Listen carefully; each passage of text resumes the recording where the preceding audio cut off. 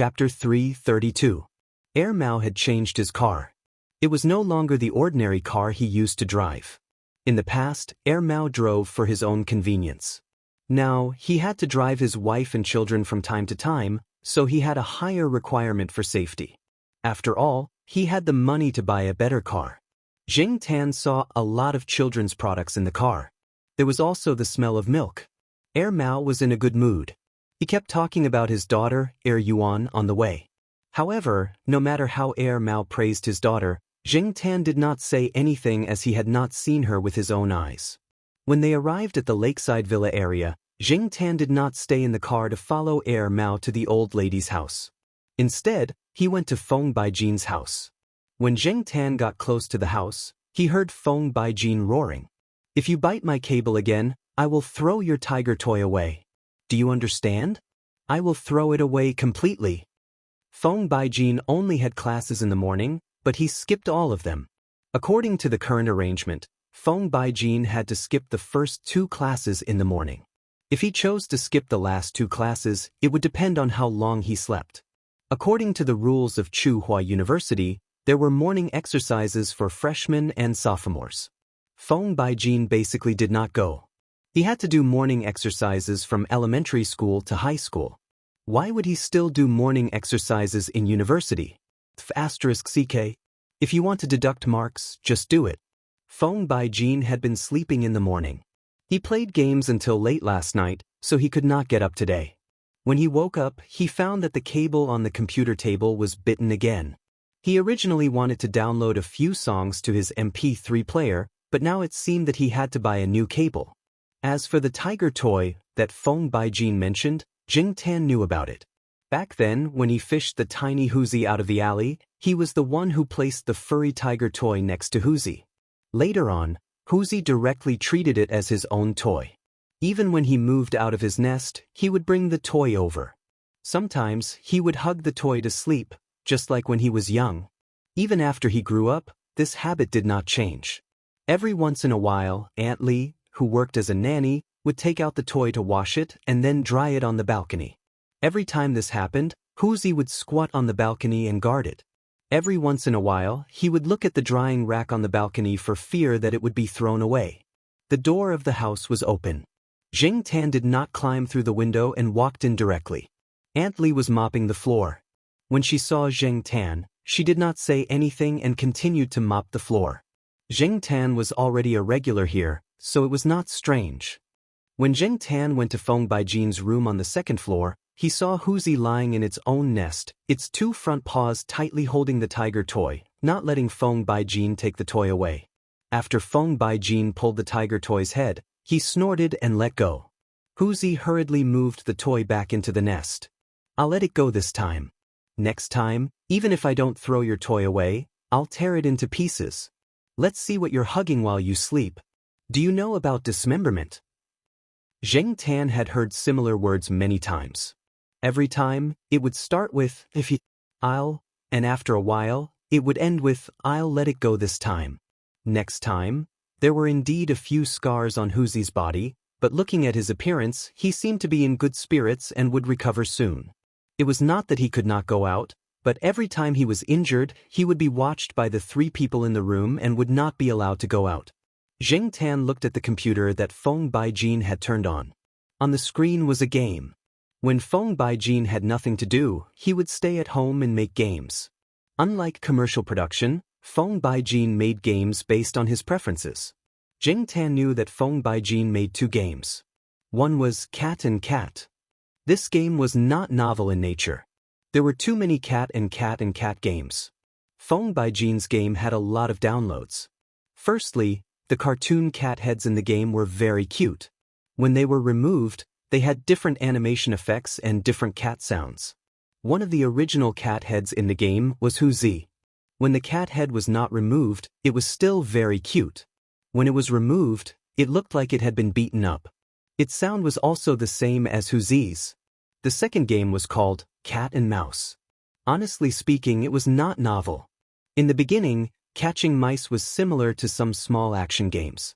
What many people liked was that after catching mice, they would use them to scare people. For example, They would put the mice on the owner's bed, quilt, drawer, bag, and so on. If this kind of thing was placed in a game, everyone would play happily. However, in real life, it was definitely a scam. Feng Baijin had a deep understanding of this. Feng Baijin integrated his own personal experience into the game. However, people who played the game would not know the developer's history behind the tiers and tiers. In fact, Zheng Tan was looking forward to Feng Baijin's future games. These were only his own practice works. Many things were not perfect. It was hard to say what would happen in the future. It seemed that Feng Baijin might develop further in this direction. When he went downstairs and went out, Aunt Li was sitting on the sofa on the first floor drinking tea and watching TV. She was holding a teacup and wearing a red bracelet on her wrist. It was a very simple kind of bracelet made of red string. Aunt Li was probably in her zodiac year. Zheng Tan had not seen her wear it before. After leaving Feng Baijin's place, Zheng Tan went to the old lady's place to take a look. He squatted not far away and waited for Mao. He did not want to go to the old lady's house. Every time he saw the old lady, Zheng Tan always felt strange in his heart. He could not tell what the feeling was, so it was better not to see her. When he came, Mao said that they would go to Celestine's place to eat in the afternoon. He had already called the Jiaopa, so Zheng Tan did not go back. He waited for Mao to come out from the old lady's place and hitched a ride with him. Speaking of which, Celestine's son was already 1 year old. His first birthday celebration was close to Mao's daughter's 100-day celebration. Zheng Tan did not go to Celestine's house many times. Every time he went, he felt that Wei Xiaobei had changed a lot. The last time he came, Zheng Tan remembered that Wei Xiaobei could only crawl on the foam mat with difficulty. Now, he could walk 2 steps. Wei Xiaobei was Celestine's son's nickname. When he was born, he was very fat. Although he did not look like a lump of meat now, he was still a bit fatter than other children of the same age. When Zheng Tan and Mao arrived at Celestine's house, Wei Xiaobei was holding onto the wall to walk. When he saw Zheng Tan and Mao, he was not afraid. Instead, he happily walked towards them. However, after taking 2 steps, he fell down. The floor and the walls were pasted with a layer of soft cushions. The furniture in the house and the hard corners were all covered with soft cushions, so there was no need to worry about him bumping into them. Therefore, Fatty Wei wouldn't be injured even if he fell to the ground. After turning over, Wei Xiaobei did not cry. He continued to happily walk over. This time, he did not walk and directly crawled. This way he would be faster. Mao wrapped up Wei Xiaobei who had crawled in front of him. "Little fatty, come and call me second uncle. Call me second uncle." Wei Xiaobei laughed happily. Then he sneezed in front of Mao's face, causing Mao's face to be covered in saliva. Mao wiped his face and silently cursed that his daughter was still the cutest. Little fatty was too much of a bastard. "Sister-in-law, did Wei Xiaobei catch a cold?" Celestine's wife took the child and looked at him. "He's fine." Then she put Wei Xiaobei down. Wei Xiaobei, who had regained his freedom, crawled towards the sofa where Mao and Zheng Tan were sitting. "I heard that he can call mom and dad now?" Mao asked. "Yes, but I'm not too sure." Celestine's wife smiled. In the same neighborhood, there was a child who could call out when he was 10 months old. Although Celestine did not say anything, Celestine felt very unhappy when he saw that family being cocky in front of them. However, this could not be rushed. Different children had different situations. Last week, when he heard Wei Xiaobei speak, Celestine was so happy that he did not sleep until the middle of the night. "Come, call him Brother He." Celestine's wife carried Wei Xiaobei and placed him on her lap. She then faced Zheng Tan's direction and said. After knowing that Wei Xiaobei called Zheng Tan Brother He, Celestine's wife also told Wei Xiaobei to call him Brother He every time she saw Zheng Tan.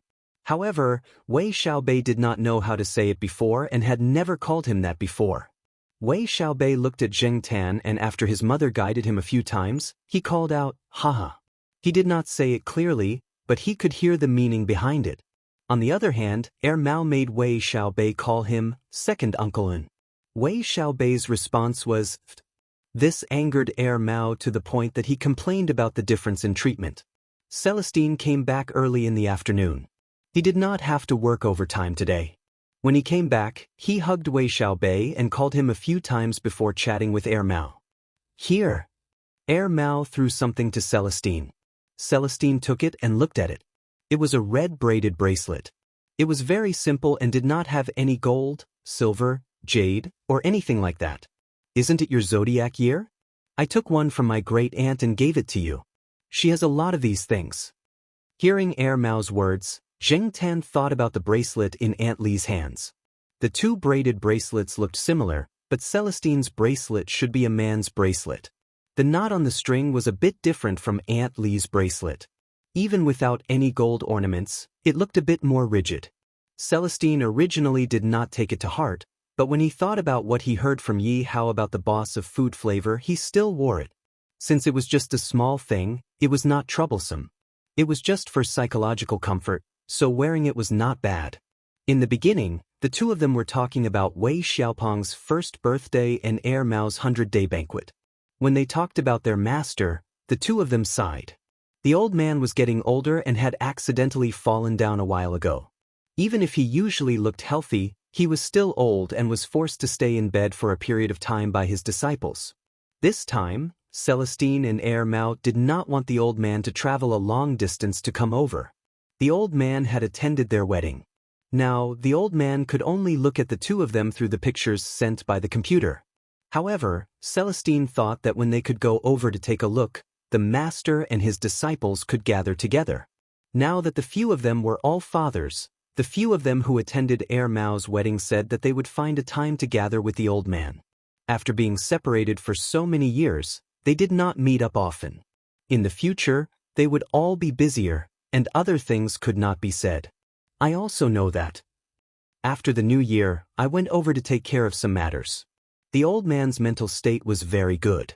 However, I was thinking that when my heir Yuan is a bit older, we should bring him over to take a look. Right now, heir Yuan is still too young. Air Mao said.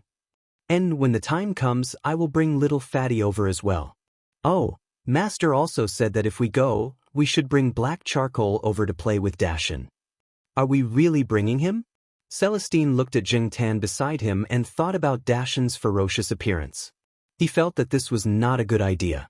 At the end of last year, when he went on a business trip to visit the old man, he saw Dashin biting a rabbit until his face was covered in blood. Jing Tan was also pondering over the Dashin that Air Mao and Celestine were talking about.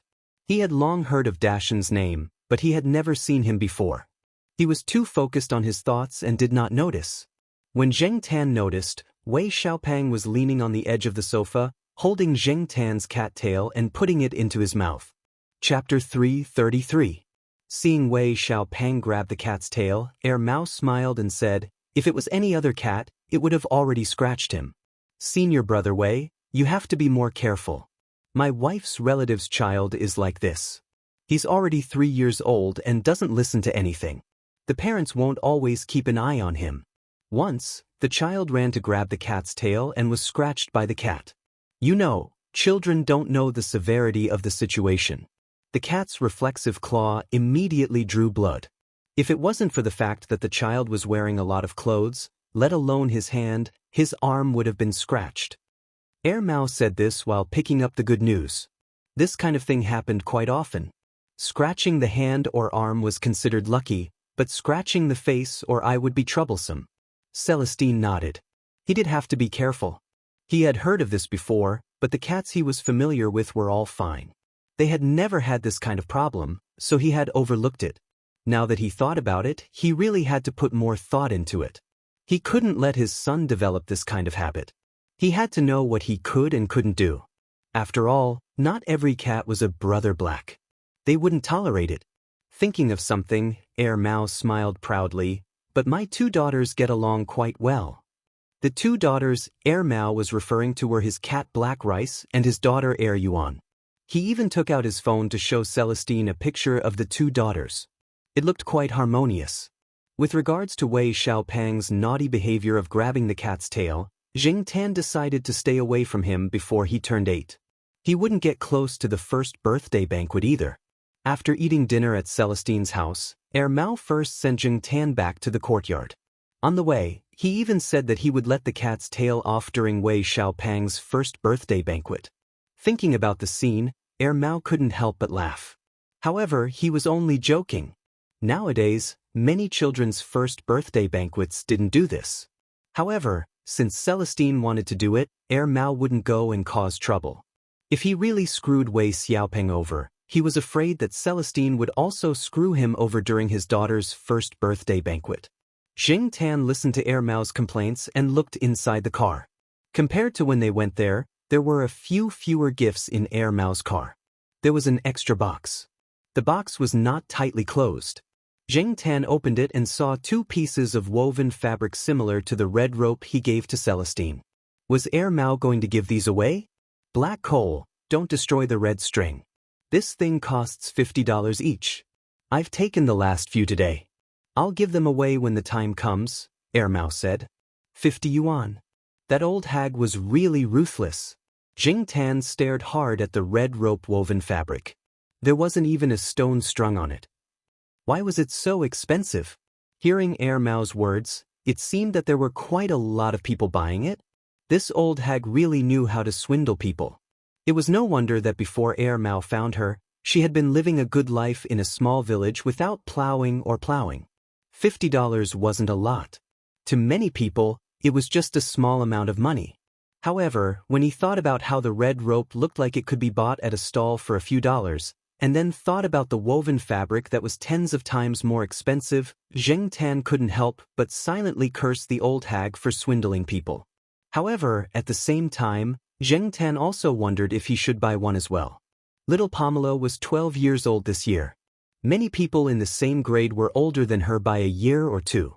In addition, children didn't really care about the term natal year. Therefore, other than the Jiaoma buying some red clothes for little Pamela, Jing Tan didn't see anything that deliberately targeted the term natal year. After all, among young people, although there were many who paid attention to this term, there weren't many. Back then, the Jiao Yuan didn't pay attention to this aspect. Jing Tan had only heard about it from Jiaoma. The Jiao Yuan didn't care at all. Things like wearing red underwear, the Jiao Yuan didn't do it. After Jing Tan got home, he rummaged through the drawer where he kept his money. Most of the money he saved before the new year was wrapped in red packets and given out. After the new year, he worked overtime a few times and got some more. Xiaoguo was also generous now. He didn't give out 50 yuan a few times. Basically, he gave out 100 yuan. After rummaging through the money and making sure that he had enough money, Jing Tan decided to go to the old lady's house to see if there were really a lot of people there like Mao said. This was the psychology of people. If everyone bought something, they would buy it too.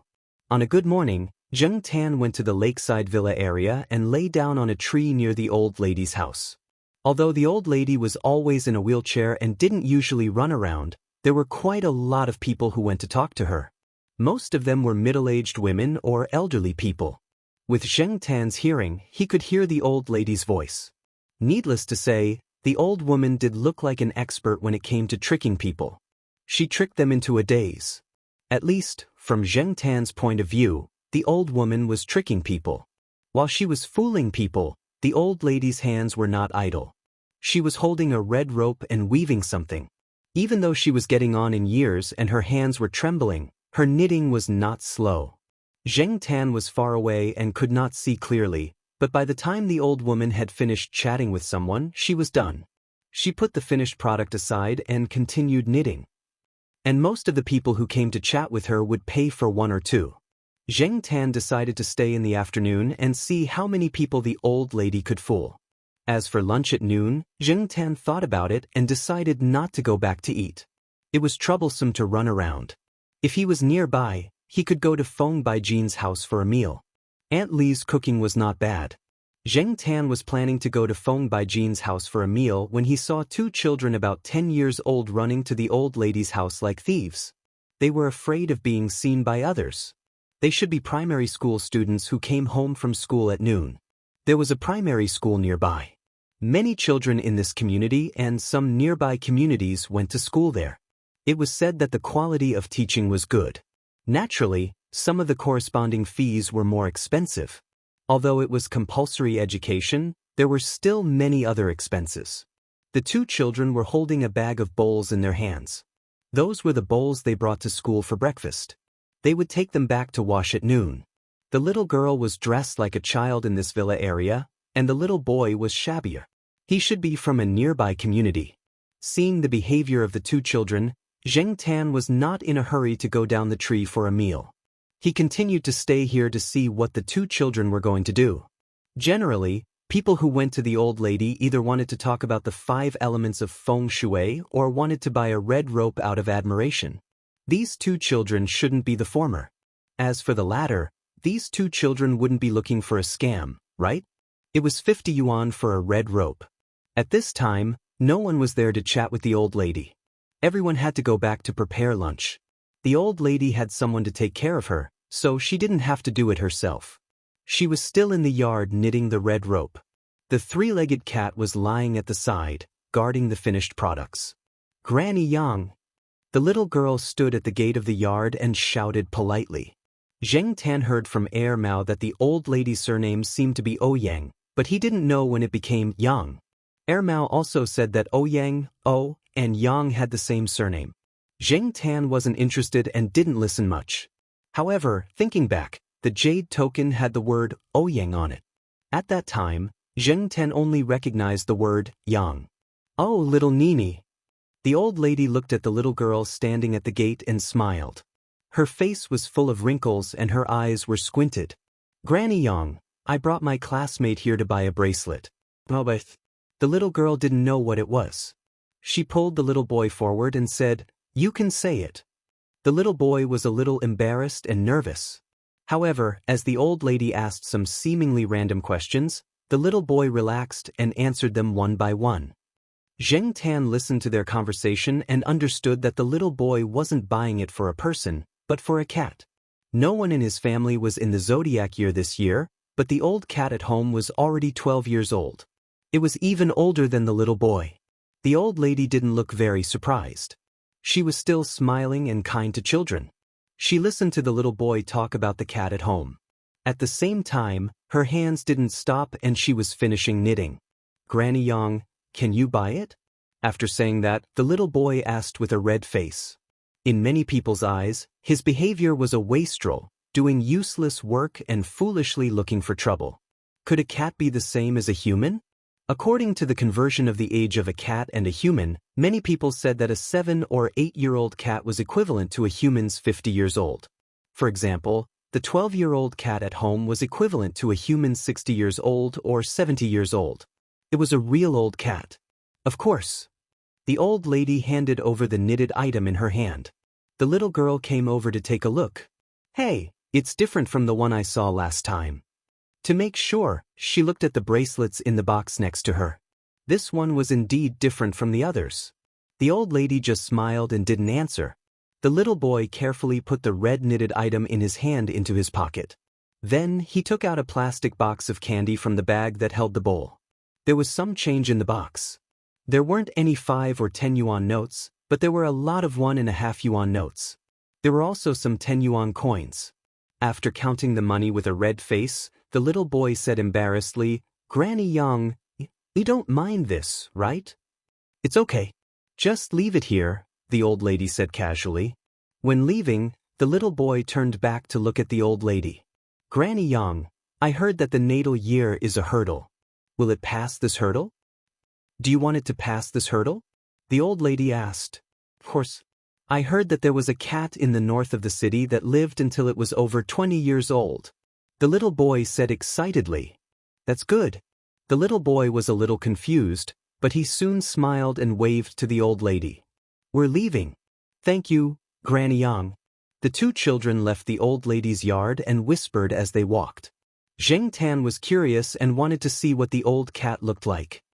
"I'll pay you back the 20 yuan as soon as I have the money," the little boy said. This was urgent. The pocket money that he had saved for so long was only 30 yuan. It was not enough for 50 yuan. "Don't worry about it. You don't have much pocket money. Besides, I don't need it." Most of the children living in this villa area came from well-off families. The more generous parents would give more. Many elementary school children who played games were rich. Next week? I should be able to pay you back the next week, the little boy said with certainty. He thought of an idea. Let's not talk about this first. How's your cat now? The little girl asked. It's good. I heard that when a cat gets old, its teeth will fall out. But when I opened it yesterday, my cat didn't lose a single tooth. It has a good appetite. But when I saw it last week, it looked listless. It didn't even jump when I teased it with a wool rope. It looked so lazy. Chapter 334. When they left the neighborhood, there was only the little boy. The little girl lived there, but now she had returned home. Zheng Tan followed the little boy not far behind. After leaving the lakeside villa area, they walked along the main road and turned a corner. There was a neighborhood that had been built 10 years ago, and the child's family lived there. It was Zheng Tan's first time here. Compared to some of the neighborhoods on the old street, there was not much difference. Perhaps the neighborhoods that had been built back then were all similar. The child's family lived on the second floor. Before entering the building, he could see a yellow and white cat squatting on the second floor windowsill. This should be the 12-year-old cat.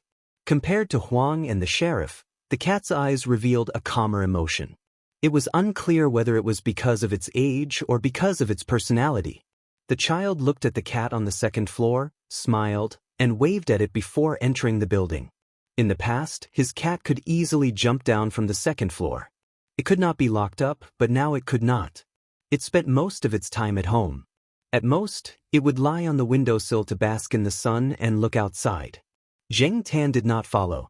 Seeing that the cat on the second floor had returned to the house after the child entered the building, Zheng Tan decided to jump to the second floor to take a look. After all, he was just a cat now, not a person. No one would think that he was a thief. This kind of old neighborhood was easy to climb. Plus, many residents like to install a shelter at the window to block the rain and the air conditioning from upstairs. After climbing to the second floor windowsill, Zheng Tan did not enter. Instead, he squatted on the windowsill. The area of the house was not big. It was about the size of a Jiao family. However, it had 2 bedrooms and 1 living room. Perhaps the old neighborhood liked to design the bedrooms to be bigger, so the living room was much smaller. This room did not have a balcony. Looking at the picture on the bedside table, it should be the child's parents' room. The door was not closed. From the windowsill, Zheng Tan could see the situation at the door. The old cat was squatting half a step away from the door. When it heard the familiar footsteps, its tail slowly wagged as it looked at the gap below the door.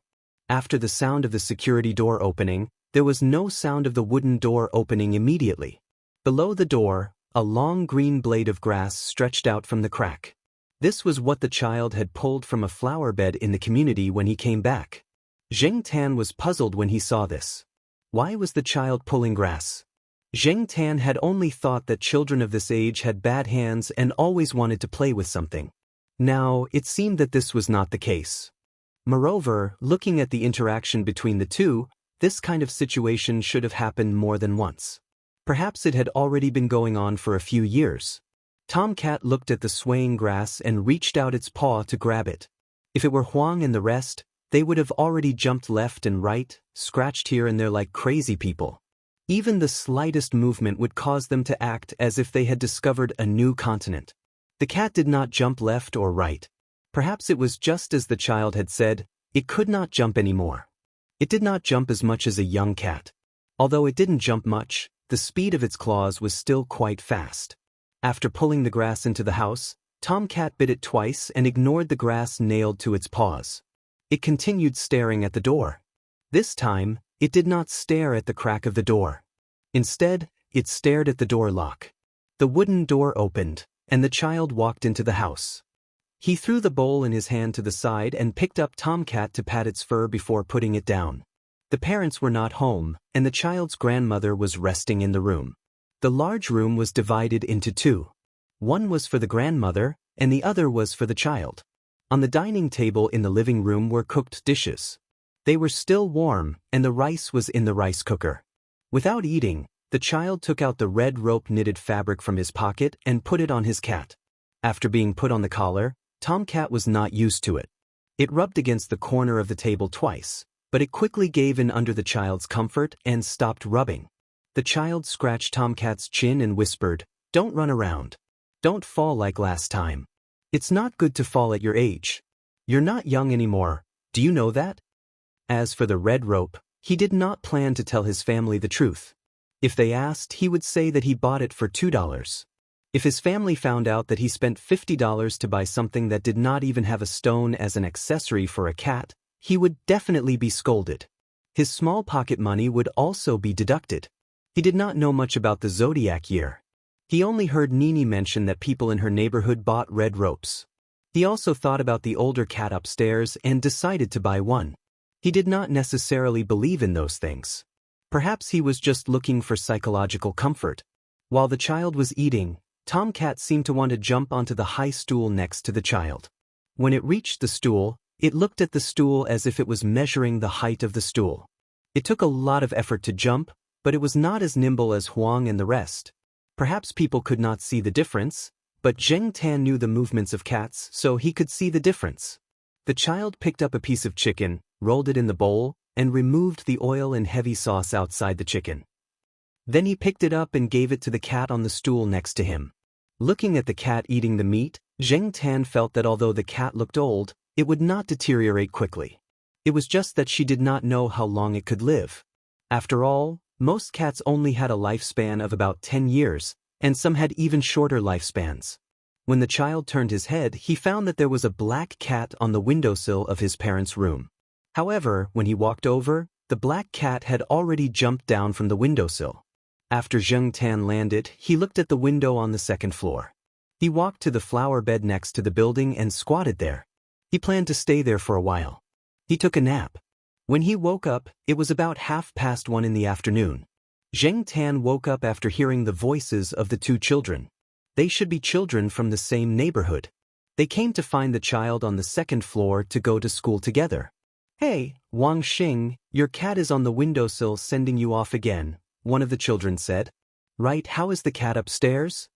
"It's not good. I heard from my dad that the cat upstairs is already 17 years old. It's 5 years older than my cat.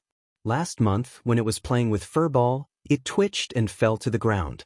Its legs and feet are a little stiff. It used to be so fat, but now it's only 2 or 3 pounds. Yesterday, when I went upstairs, I saw the auntie feeding it water with a needle. It can't even drink water by itself." Wang Xing did not want to talk about this, so he changed the topic and said, "Are you going over there this week?" The other two children obviously knew what Wang Xing meant by there. They nodded. "Of course. Are you going too?" "Call me if you want to go." "Okay, but don't tell your family." "Of course. I'm afraid that my parents will find out." After leaving the neighborhood, Zheng Tan did not follow the three children. He was hungry, so he decided to go home and eat something first. Zheng Tan saw the child named Wang Xing again on Saturday. In the morning, he went out with the Jiaopa. The Jiaopa went to the courtyard, and Zheng Tan ran around the school. Exercising was a must. When he saw the three children, they were holding a plastic bag in their hands. The bag was already filled with empty bottles, plastic bottles, aluminum cans, and so on. The there they were talking about was Tsinghua University. The consumption of students in the university was huge, so there were a lot of empty bottles. Even though the weather was still cool, there were still many bottles. Zheng Tan followed them not far away, watching them pick out empty bottles from the trash can or the garbage dump. As they picked up the bottles, the three children talked to each other. It should be the first time that the child named Wang Xing did this. The other two children were telling him about their experiences. Other than the mineral water bottles, there were also cans.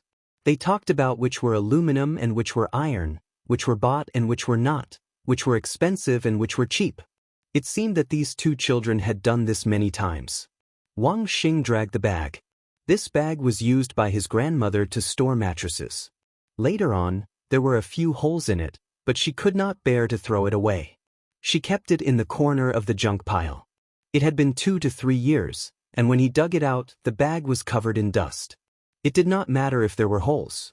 Although there were many holes, they were not big. It was enough for him to store the bottles. In the morning, they were able to pick up a lot of bottles. Then, they would drag them to the scrap store to sell.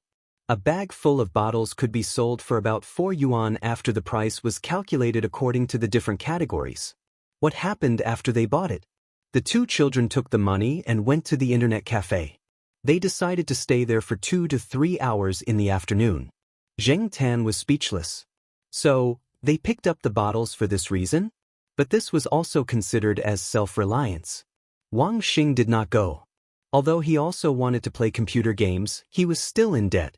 He made an appointment with the two children and took the bag himself to pick up the bottles. Zheng Tan had nothing to do today, so he followed the child to see how many bottles he would pick up. As they walked, they came to the back of the Institute of Biological Sciences. There was a big trash can there. Wang Xing saw a few bottles and wanted to go over. Unexpectedly, when he was about to touch them, his arm was pushed. He looked sideways and saw a black cat. Black cat again? Wang Xing frowned and did not intend to pay attention to it. He raised his hand to pick up the bottles again. This time he was not stopped by the cat, but by someone.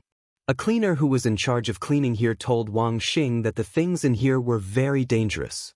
He could not pick them up with his bare hands. The garbage here had to be specially treated and would not be mixed with ordinary garbage. Zheng Tan also knew this. It was because of this that he stopped Wang Xing when he was going to pick up the bottles. After the cleaner left, Wang Xing looked at the big trash cans and turned to Zheng Tan and said, "Thank you." He now somewhat understood the black cat's actions. At the back door, there was a person in a white lab coat dragging a big trash can out. Wang Xing planned to leave first.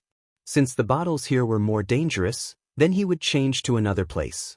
It was better not to get hurt just to pick up the bottles. Black charcoal. Wang Xing paused when he heard the voice. He didn't know who the person was calling, but he felt a little guilty for picking up bottles at someone else's place. He planned to leave quickly, but the person over there seemed to be shouting in his direction. Zheng Tan looked at the person and sighed in his heart. It could not be helped. He would meet acquaintances wherever he went.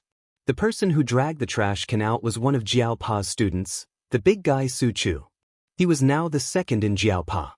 After Exing graduated and went abroad this year, he would be promoted to a senior. However, his personality did not change much. For people like him who had a master's degree and doctorate for a few years, their personality would not change much. Compared to people of the same age who had entered society earlier, their personalities were still much simpler. "Hey, who is this child?" Su Chu looked at the child next to Zheng Tan and asked. Chapter 335. Today, it was Su Chu's turn to be on duty in the lab. The trash can in the lab was full, so he pulled it out. He didn't expect to see the boss's cat when he came out of the back door. The master students under Professor Jiao all knew that the boss's cat had a high status. Don't look down on it, or you'll suffer. Su Chu, who had received a favor before entering the lab, was really grateful to the cat. After a few years, they had become very close. However, Su Chu had never seen the kid standing next to the cat. He didn't look like a relative of the boss. As for the snakeskin bag, Su Chu was tall, so he could see the empty bottles in the bag after a few steps. He immediately understood what the kid was doing. Seeing that the kid was about to leave, Su Chu quickly said, "Hey, don't go. I still have a lot of bottles. Do you want them?" Wang Xing, who had just taken a step, stopped again. He was too embarrassed to speak. However, Su Chu didn't wait for him to speak.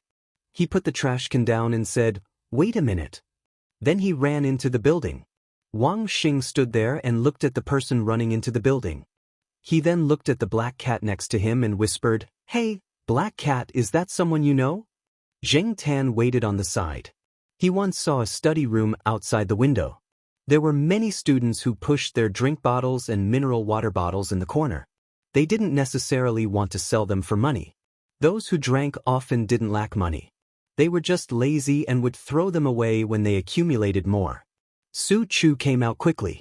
Behind Su Chu were a man and a woman. They didn't wear white lab coats. They probably came out from other study rooms after hearing Su Chu's words. The three of them were either holding or hugging a pile of bottles. Some were plastic, and some were aluminum. Some students weren't used to the boiled water here. They found it smelly and often drank purified water or vitamin drinks. Therefore, there were many bottles of this kind. The three of them put the bottles in the snakeskin bag. They didn't let Wang Xing do it himself. Wang Xing stood awkwardly on the side. He didn't know what to say. He just blushed and said thank you. A student that Zheng Tan didn't know helped Wang Xing organize the things while giving him advice. Little brother, let me tell you something. You probably won't be able to find these aluminum cans in the Hua Institute. There are people there who are doing research on recycling precious metals. You won't be able to find any aluminum cans there, so you don't have to go there. There may be a few places where there may be a lot, but don't go to the old student dormitory area. The area there has been completely divided by several building managers. A kid like you will probably be at a disadvantage if you go there. Also, there are several waste collection places in our school, but the boss of one of them is better. You can sell it for more money. You can go to the small hardware store at the school gate and buy a pair of ordinary cotton gloves that cost 1 yuan. It's safer that way. When Zheng Tan heard, "I'm telling you," he knew that there would be a lot of things to say. This person was really long-winded. However, he said it in detail. Wang Xing also listened very carefully. Understanding more could save a lot of time and improve efficiency. This person said that he also did this kind of thing when he was an undergraduate. Although the word waste collection was embarrassing, it could sell a lot of money in a day. In the past, he picked up things with his classmates for novelty. The people in the dormitory added a week's worth of meals. Later, he stopped because of his studies. Just like the Environmental Protection Association, there are people who openly ride a 3-wheeled motorcycle in the name of environmental protection and wander around the school all day long to pick up things. I heard that someone used the money from the waste collection to buy a small electric car. That arrogant look. In addition to giving Wang Xing advice, they also told Wang Xing that the trash cans in some places shouldn't be rummaged through. Just like the trash cans in their courtyard, there may be more harmful substances in them. Although toxic and dangerous things wouldn't be thrown here, even if it was just a very ordinary empty bottle, you wouldn't know what was in the bottle, whether it was thrown away by someone, whether there were drug residues in the bottle, and whether there would be other harm. Generally, the trash cans here wouldn't be left for too long. Soon, someone would come and take them away. The cleaner auntie just dragged away one, and now she came again. She put down the empty trash cans and dragged away the full ones. Thank you, brother and sister. Wang Xing looked at the bag full of bottles and said, "Io, what are you thanking us for? Little brother, when will you come again? We will keep them for you. Sai, if you come over during the summer, there will be more. We don't have summer holidays here. If you want, you can come over during the summer." The woman said. In the school, many children directly called them uncle and auntie. It was rare to hear them call them brother and sister. His mood suddenly became better. After Su Chu and the others entered the building, Wang Xing dragged the bag full of bottles and went to another place that sold waste that the person told him just now. He picked up some more along the way. At the place where he and his classmates went before, not only did the person who collected the waste reduce the price, but he was also very precise. Therefore, Wang Xing decided to try another place. Just like what the graduate student said, although the place that collected the waste was a little far, it was only a little far. This time, Wang Xing sold a lot, so the price was a little higher. He also had more money. The person even rounded it up. Originally it was 560 yuan, but he directly gave Wang Xing 6 yuan.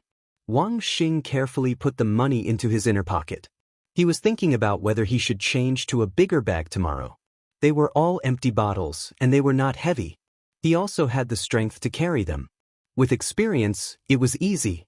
The first time he was unfamiliar, the second time he was familiar with it.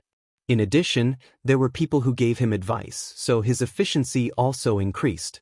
Wang Xing went 3 times in the afternoon. Adding the money he sold in the morning, he made a total of 23 yuan. For Wang Xing, 20 yuan was a lot. He saved for 2 months and only managed to save 30 yuan. Today, he sold more than 20 yuan, which was enough to pay off his debt. He would continue tomorrow on Sunday. If he could come over every weekend, he would not need to pay for his living expenses. He could also buy some things for his family, as long as he could put down his pride. Seeing that it was almost time, Wang Xing went to the internet cafe to find his classmates and then went back together. After that, as long as there was no heavy rain, Zheng Tan could basically see Wang Xing's figure on campus every weekend. Zheng Tan went to Wang Xing's neighborhood several times. Every time he went, the old cat would squat by the windowsill on the second floor of the building. Whether it could get some sun or not, it would always squat there with a red rope around its neck and squint its eyes. When it saw Zheng Tan, the cat only opened its squinted eyes a little and looked down at Zheng Tan, who was standing downstairs. Cats always liked to squat at high places and look down, whether it was a kitten or an old cat. According to Wang Xing, this old cat was a popular character in this area when it was young. However, Wang Xing did not remember much at that time. Some of it was what he heard from his parents, and some of it he remembered. When Wang Xing was very young, he got into a fight with a kid who was 1 year older than him in the community. His cat even went to help him and scratched the kid. Wang Xing's parents came to his house with gifts to apologize, and they even paid for the injection. Because of this, Wang Xing's parents almost sent the cat away, saying that it scratched people. If Wang Xing had not cried and rolled on the ground and refused to let them send the cat away, perhaps he would not have seen the old cat now. For many children, going home after school was a very happy thing. Other than not having to sit in the classroom and be restrained, they were also thinking about cartoons and TV series. Wang Xing's happiest thing when he went home every day was to pull a weed and squat in front of his house to play with the cat on the other side of the door. In the summer, he would also catch some small insects like grasshoppers for his cat to play with. People who did not have a cat could not understand the feelings of people who had lived with cats for a few years, or even 10 or 20 years. Wang Xing was willing to spend a large amount of money to buy a cat some hope that he did not know whether it was real or not. Looking at the old cat on the windowsill, Zheng Tan turned around and left. The old cat on the windowsill opened its eyes a little. The sun was too strong for it to open its eyes. It squinted and looked at the black cat who was walking further and further away. It yawned and raised its paws to lick them. It did not care if the paws were still sharp or if it could still fight, but it still licked seriously. It was a habit, a natural instinct, or perhaps other emotions. Then, it calmly looked at the neighborhood that it could not be more familiar with. The azaleas were blooming, and the sun was still shining. After hesitating for a while, Zheng Tan found some time and went to the old woman with the money in his vest. He did not buy a bracelet. The old woman introduced him to a waist chain with some small stones on it. He did not know what material it was made of. Zheng Tan did not know much about it and had never studied it before, but it looked quite beautiful. However, when the old woman offered a price of 1,000, Zheng Tan could not help but shake his beard twice. Zheng Tan's private stash of money that he had saved up in his drawer was just 1,000 yuan. This old woman had really pinched it well. In the end, Zheng Tan gritted his teeth and bought it. His private stash was basically emptied. If this was the old Zheng Tan who spent money extravagantly, he would have made more than this in a day of picking up girls. However, Zheng Tan's situation was different now. It was not convenient for him to withdraw money from his card, so he could only earn overtime. Hopefully, I can work more overtime next month. Zheng Tan thought to himself. The old woman made the waist chain at the last minute. Zheng Tan squatted at the side and watched, closely observing how the old woman used her trembling hands to quickly make complicated knots. The knots were not all the same. Zheng Tan did not know what pattern was used to weave the chain. Anyway, as she looked at it, she could not figure it out. A third of the chain was finished. She looked at it again, and then it was finished. The old woman took out the money from Zheng Tan's vest and put it into the box of money without counting it. Then, she put the waist chain in a small cloth bag and put it into Zheng Tan's vest pocket. Her old face was full of wrinkles from smiling. When he saw little Pomelo happily put on the waist chain, Zheng Tan suddenly felt less distressed about the money. He hoped that little Pomelo would not be as unlucky as Boss Kai. Speaking of Boss Kai, who could be attacked even when he was lying down, he was in a good mood recently. He launched 2 new dishes, and the restaurant was still very popular. He also took the time to take his wife and children from Nanxing to travel around. Zheng Tan had not seen Boss Kai for a few days in a row. However, although Boss Kai was not there, he had told the manager that when Zheng Tan came over, he only needed to wait in Boss Kai's lounge and he would be able to eat soon. Zheng Tan suddenly felt a little guilty about stretching out his arms and opening his mouth to eat. However, that was only a momentary feeling. He still enjoyed what he should enjoy. Since he had been forced to become a cat, why couldn't he enjoy some special treatment? On this day, when Zheng Tan went to eat, he met an acquaintance again. Lu Ba and Jin Gui. Chapter 336. Some time ago, Lu Ba had been busy with something outside and was not in Chuhua City at all. As for the number 46 that he had been paying attention to, every time he called, the phone was turned off. This made Lu Ba think that the person had directly abandoned the number. He even added 200 yuan to the number. Unfortunately, there was no news from the other party until now. Zheng Tan did not know that someone had added money to his number. He did not turn on his phone now. Except for the novelty of holding the phone in the beginning, he was bored later. He could not call others to chat. What would he say if he called? There were only so many people he knew. Moreover, he could not talk, so he put his phone there temporarily. When Zheng Tan saw Lu Ba, he had just finished eating and jumped out of the window of Boss Kai's lounge. Lu Ba happened to see him. "Hey, the cat is stealing food." Lu Ba shouted at Zheng Tan. "Zheng Tan, steal your sister. Do I need to steal food here?" After glancing at Lu Ba, Zheng Tan planned to ignore him and leave directly. He did not expect that Lu Ba would follow him. After Lu Ba went out and returned to Chuhua City, he was dragged by Jin Gui to eat food. Jin Gui liked food very much. He had recommended it to Lu Ba several times.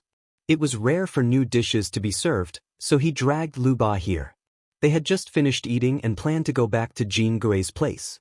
However, they did not expect to meet Zheng Tan. Lu Ba changed his mind and decided to walk with Zheng Tan to digest the food. Anyway, he had nothing to do. He came to Chuhua City to have a good rest for a few days. He called that number again this morning, but it was still the same. The other party's phone was turned off. He did not know what to do. It was boring. Should he go to a bar and find a girl to spend the night with tonight? Zheng Tan did not intend to pay attention to the two people behind him. He did not deliberately walk fast. Why should he walk so fast when he was full? Why should he torment himself for the two people behind him? Out of sight, out of mind. He just ignored the two people behind him. However, after hearing what the golden turtle said to Liu Ba, Zheng Tan couldn't help but pay attention to their conversation. According to the golden turtle, Liu Ba was going to a small city in the northern part of Sichuan province at the beginning of next month. She had probably received another order. It was already April and the next month would be May. At the beginning of May, Lu Ba would go to North Shu. Zheng Tan couldn't help but think of the natural disaster he had posted on the forum a few days ago when he secretly went online. Back then, Zheng Tan actually didn't pay much attention to the disaster and didn't know much about it. He only had a general idea. At that time, he was still a heartless fool, playing games and picking up girls crazily, wasting away his years in mediocrity. Now, he wanted to tell more people what he knew, but in less than a minute after he posted the post, his account was banned and deleted. The reason was that he was spreading rumors, destroying harmony, and was banned without discussion. Well, Zheng Tan didn't know what to do now. If he was a human, it would be a little easier. However, he was now a cat, and his means were limited. Among the people he knew, it seemed that no one would go there. Zheng Tan had been struggling for several nights. However, now that he heard that Liu Ba was going to North Shu, Zheng Tan had an idea. If he couldn't do it himself, he could ask others for help. He just didn't know if Liu Ba would believe him. After returning to Chuhua University, Zheng Tan rarely checked his phone. It was turned off and had no battery, so he had to charge it. The good thing was that the quality of the phone was good. After leaving it here for so long, it was still in good condition after charging it. There were many messages and prompts. Zheng Tan looked at them one by one and deleted them one by one. He found that there was a message to charge the phone, which surprised Zheng Tan. Looking at the message behind Liu Ba, although it didn't say clearly, Zheng Tan could guess that it was Liu Ba who helped to charge the phone. Zheng Tan didn't contact Liu Ba immediately. Instead, he sent a message to Liu Ba a week later, asking if he would change his account number next month. Liu Ba, who was watching Animal World and yawning in boredom on the sofa, immediately became energetic when he saw the familiar number. He dialed it directly. As usual, the other party refused to answer. However, after reading the message, Liu Ba replied seriously. He would still use this account next month. At the same time, he gave Liu Ba another number. If Liu Ba couldn't get through with this account, he could call another one. There was always one who could. Zheng Tan asked Liu Ba whether he would go on a long trip next month. After a while, Liu Ba replied. He only said that he would go on a long trip, but didn't say where he would go. He couldn't tell Liu Ba many things related to business as he did with Jin Gui. After getting the information he wanted, Zheng Tan directly turned off his phone. Liu Ba made several calls in succession. Listening to the familiar prompts, he put down the phone and wondered what the other party meant. He always felt that the other party seemed to want to tell him something very important. Liu Ba always kept this matter in mind. On the day he left Chuhua City, he called that number again, but the other party's phone was turned off. Therefore, he sent a message saying that he would leave Chuhua City today. Zheng Tan looked at the wall calendar in the living room at home and counted the time. He turned on his phone almost every day. The time was not fixed. Sometimes it was morning, sometimes it was night. Because of this, he didn't meet Liu Ba. Therefore, when he called, the phone was turned off. After seeing Liu Ba's message, Zheng Tan didn't reply. If he replied now, the other party would definitely start to call him again. There was still a week before the date that Zheng Tan circled. Zheng Tan thought that Liu Ba's situation should be stable and he could talk about it. Therefore, after dinner, he slipped out and went to the old tile-roofed housing area. At this time of night, the old tile-roofed housing area was always very quiet. This could save Zheng Tan a lot of trouble. If there were other noises, Zheng Tan was afraid that Liu Ba would guess the specific location based on the sound. After turning on his phone, he read a few messages. Liu Ba was probably busy during the mission period, so there were fewer messages. They were all unimportant messages. All of them were asking Zheng Tan what he wanted to talk about. After deleting them, Zheng Tan wrote a message asking Liu Ba what she was doing at the moment. He couldn't just call her directly. If he messed up Liu Ba's mission, Zheng Tan was worried that Liu Ba wouldn't cooperate. However, Liu Ba quickly replied, taking a dump. Zheng Tan didn't know what to say. At this moment, in a relatively good hotel in a small city in the northern part of Sichuan, Liu Ba was having dinner with someone. Halfway through, he left to go to the bathroom. He drained the water and smoked to relax. There were too many people coming and going, so he simply found a room and closed the door to sit on the toilet seat. No one would disturb him, so it was convenient for him to think about things and wait for time. A man and a woman had just entered the room next to his. They drank too much but were in high spirits. They were having sex in the next room and didn't care whether it was a men's room or a women's room. Flirtatious sounds were incessant. There were a few people who came to the bathroom. Even though they couldn't see the situation inside, they still whistled obscenely. Liu Ba planned to squat inside and eavesdrop for a while. Anyway, the group of people in the private room over there were drunk. He waited until they were almost drunk before going back. He didn't expect to receive that message at this time. Liu Ba was the one who replied to the text message Zheng Tan received while sitting on the toilet seat. After thinking for a while, Zheng Tan sent another message. I have something to tell you. I'm all ears. Sitting on the toilet seat, Liu Ba took out a very small earphone from his pocket and put it on. It isolated the noise outside so that he could better hear the voice from the phone when he made a call. Just as Liu Ba was about to dial, a phone call came in. Liu Ba raised his eyebrows. It was rare. This mysterious guy actually took the initiative to call. Did he have something to ask for help? Thinking quickly, Liu Ba pressed the answer button and listened attentively to the voice in the earphone. However, after waiting for a while, he found that there was no response from the other side. When the call was just connected, Zheng Tan almost spat out the dinner he had just eaten. He listened to some sounds on the other side of the phone and didn't say anything for a long time. He could imagine what the situation was on the other side. He deeply doubted whether Liu Ba was seriously taking a dump or watching something that was not suitable for children. After Liu Ba said, hello, twice, Zheng Tan continued to do what he wanted to do. Zheng Tan didn't send a message to tell her about it. Instead, he chose this way.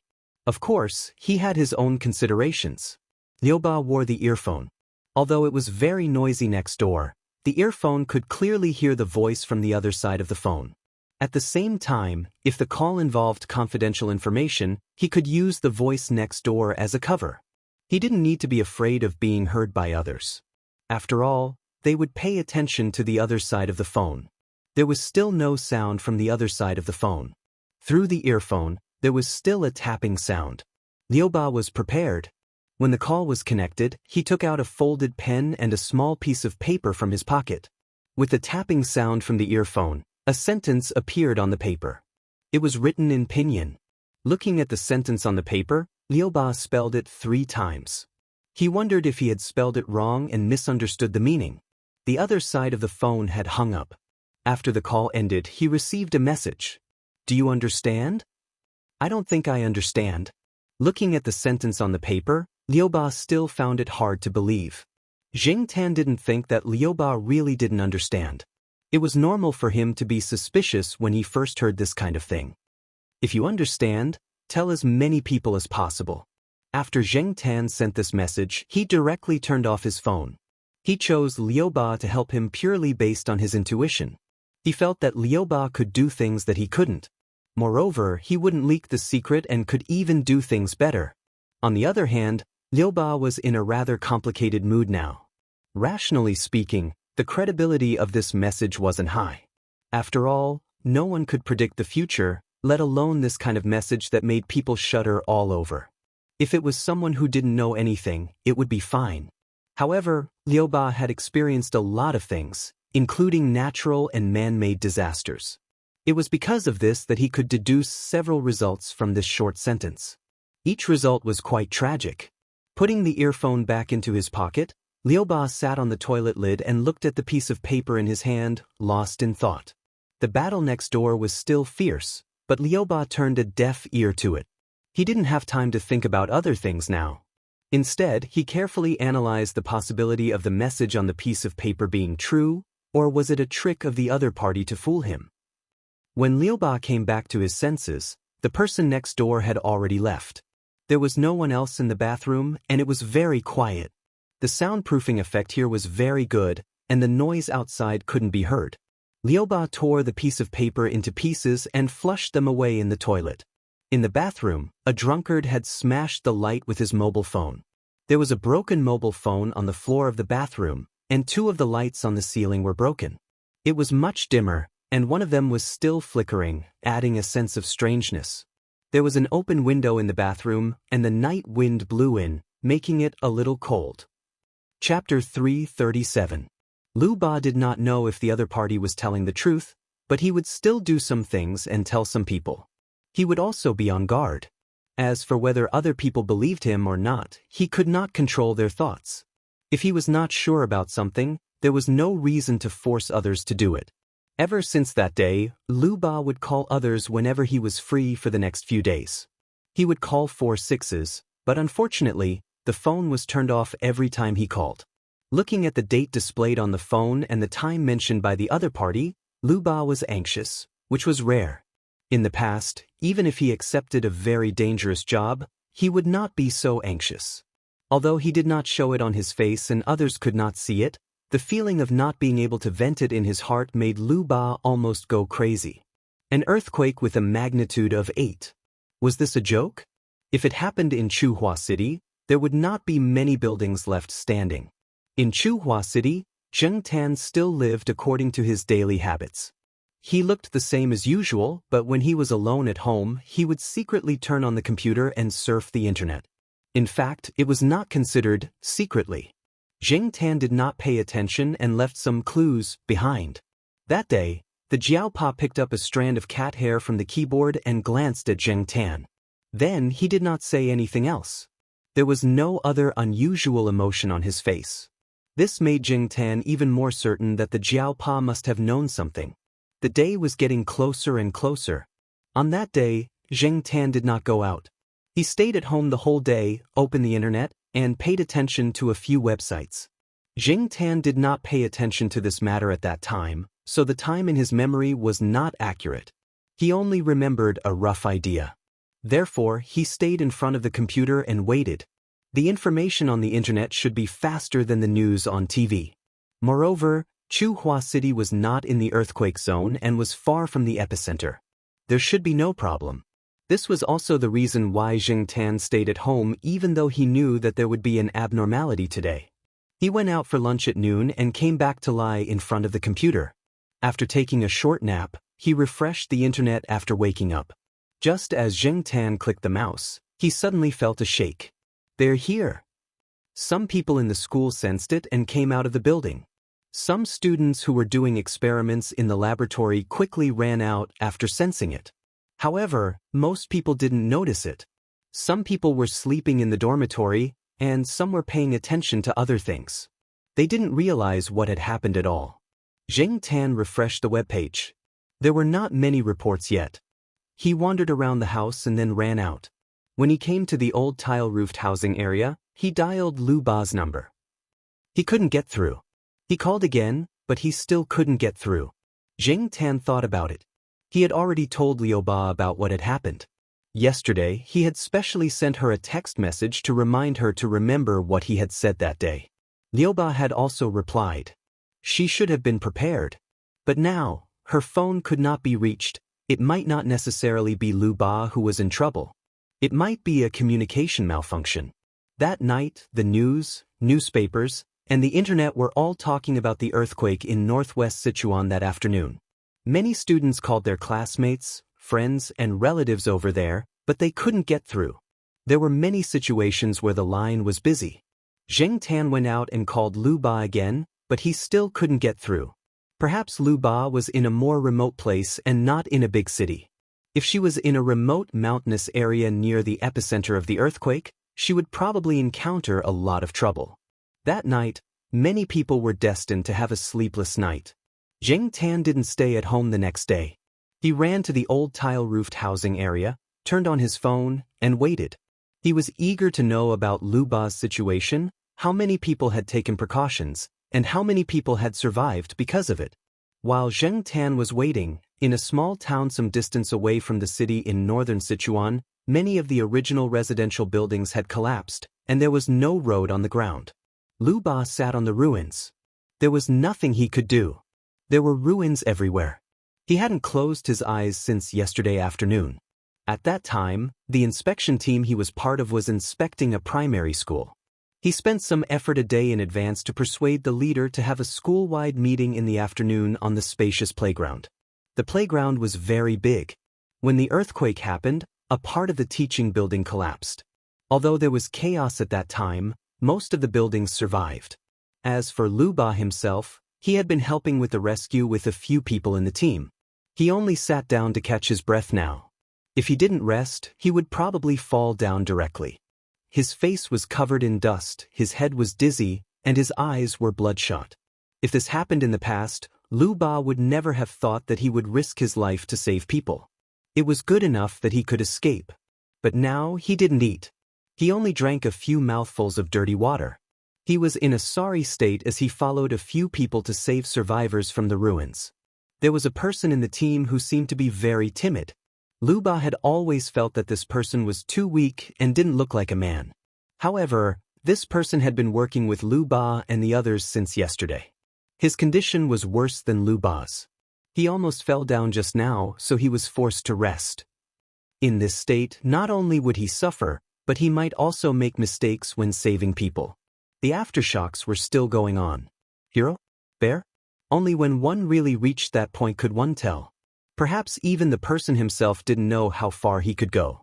Liu Ba pinched the corner of her eyes with her dusty and wounded hand. She fumbled in her pocket and took out a twisted cigarette. The lighter was gone, but there was a mini lighter on the key string. After lighting it up, Liu Ba took a puff of the cigarette. His hands, which used to be able to untie ropes when he was tied up, were shaking uncontrollably now. Liu Ba had always boasted that he could remain calm in the face of danger. But now, he knew that he had overestimated himself.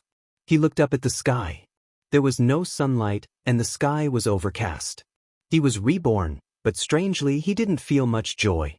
If only he could tell more people, but there was no if in the world. The tobacco softened the stiffness caused by fear and fatigue. It also gave him some strength. Not far ahead, the cracked ground was like a hole that was forcibly torn in people's hearts. They didn't know how many heart-wrenching cries they heard around them. In the face of cruel nature, human life was so fragile. It was gone in the blink of an eye. The greatness and ostentatiousness of the past were also so fragile. He took out his cell phone from his trouser pocket. At that time, all communications were cut off, so he couldn't make a call. He didn't use it. Later, when he was helping to save people, he fell and was almost smashed by the cement board above. Fortunately, the card should still be usable. Moreover, he still had a cell phone in his backpack. Now that communications had not been restored, he still couldn't use it. After smoking a cigarette, Lu Ba felt that he had some strength and his mind was much clearer. He got up and patted the dust off his body. He continued to help save people and carry out those who had already been killed. Zheng Tan received a call from Lu Ba on the third day of the earthquake. After Lu Ba could make calls, he received many calls and text messages from people. Lu Ba didn't have any relatives. Most of them were his friends and people he had reminded a few days ago. There weren't many people who could really be considered his friends. Jean Gui was one of them, and he was also one of the few people who knew about Lu Ba's whereabouts. "You're really still King alive?" Jean Gui hadn't slept for the past 2 days. Every now and then, he would make a call and pay attention to relevant information on the internet. Now, he finally made the call. Lu Ba didn't say much to Jean Gui. Time was tight. After confirming that Lu Ba was still alive, Jean Gui's tense nerves relaxed. After giving some simple instructions, he went to sleep. In addition to Jean Gui, Lu Ba also received a few calls and quickly browsed through the information on his cell phone. Although he was young, he had received a lot of orders and knew some people in this province. There were people from all walks of life, and some of them even held high positions in the system. After the shock, fear, and grief, these people all called Lu Ba to ask about the situation. How did Lu Ba know about this? This was a natural disaster, not a man-made one. It was extremely difficult to be sure. If Lu Ba hadn't reminded them, they might have been buried under the ruins. Lu Ba ignored them for the time being. He changed his SIM card and installed the card in the broken cell phone. Then he dialed Lu Ba's number. This time, he didn't turn off his cell phone. The call was quickly connected. Lu Ba took a deep breath and suddenly didn't know what to say. There was still an unchanged silence on the other end. The heavy silence lasted for nearly a minute. Then Lu Ba spoke. His voice was a little hoarse. "Who are you?" There were too many questions, too many whys, and too many inconceivable things. In the end, he only asked this question. Lu Ba had asked this question many times, but he had never been so eager to know the other party's identity. The prophecy had come true. The doubts and suspicions he had when he sat on the toilet seat were now gone. If it hadn't been for the other party, he would have been buried under the ruins with the members of the investigation group.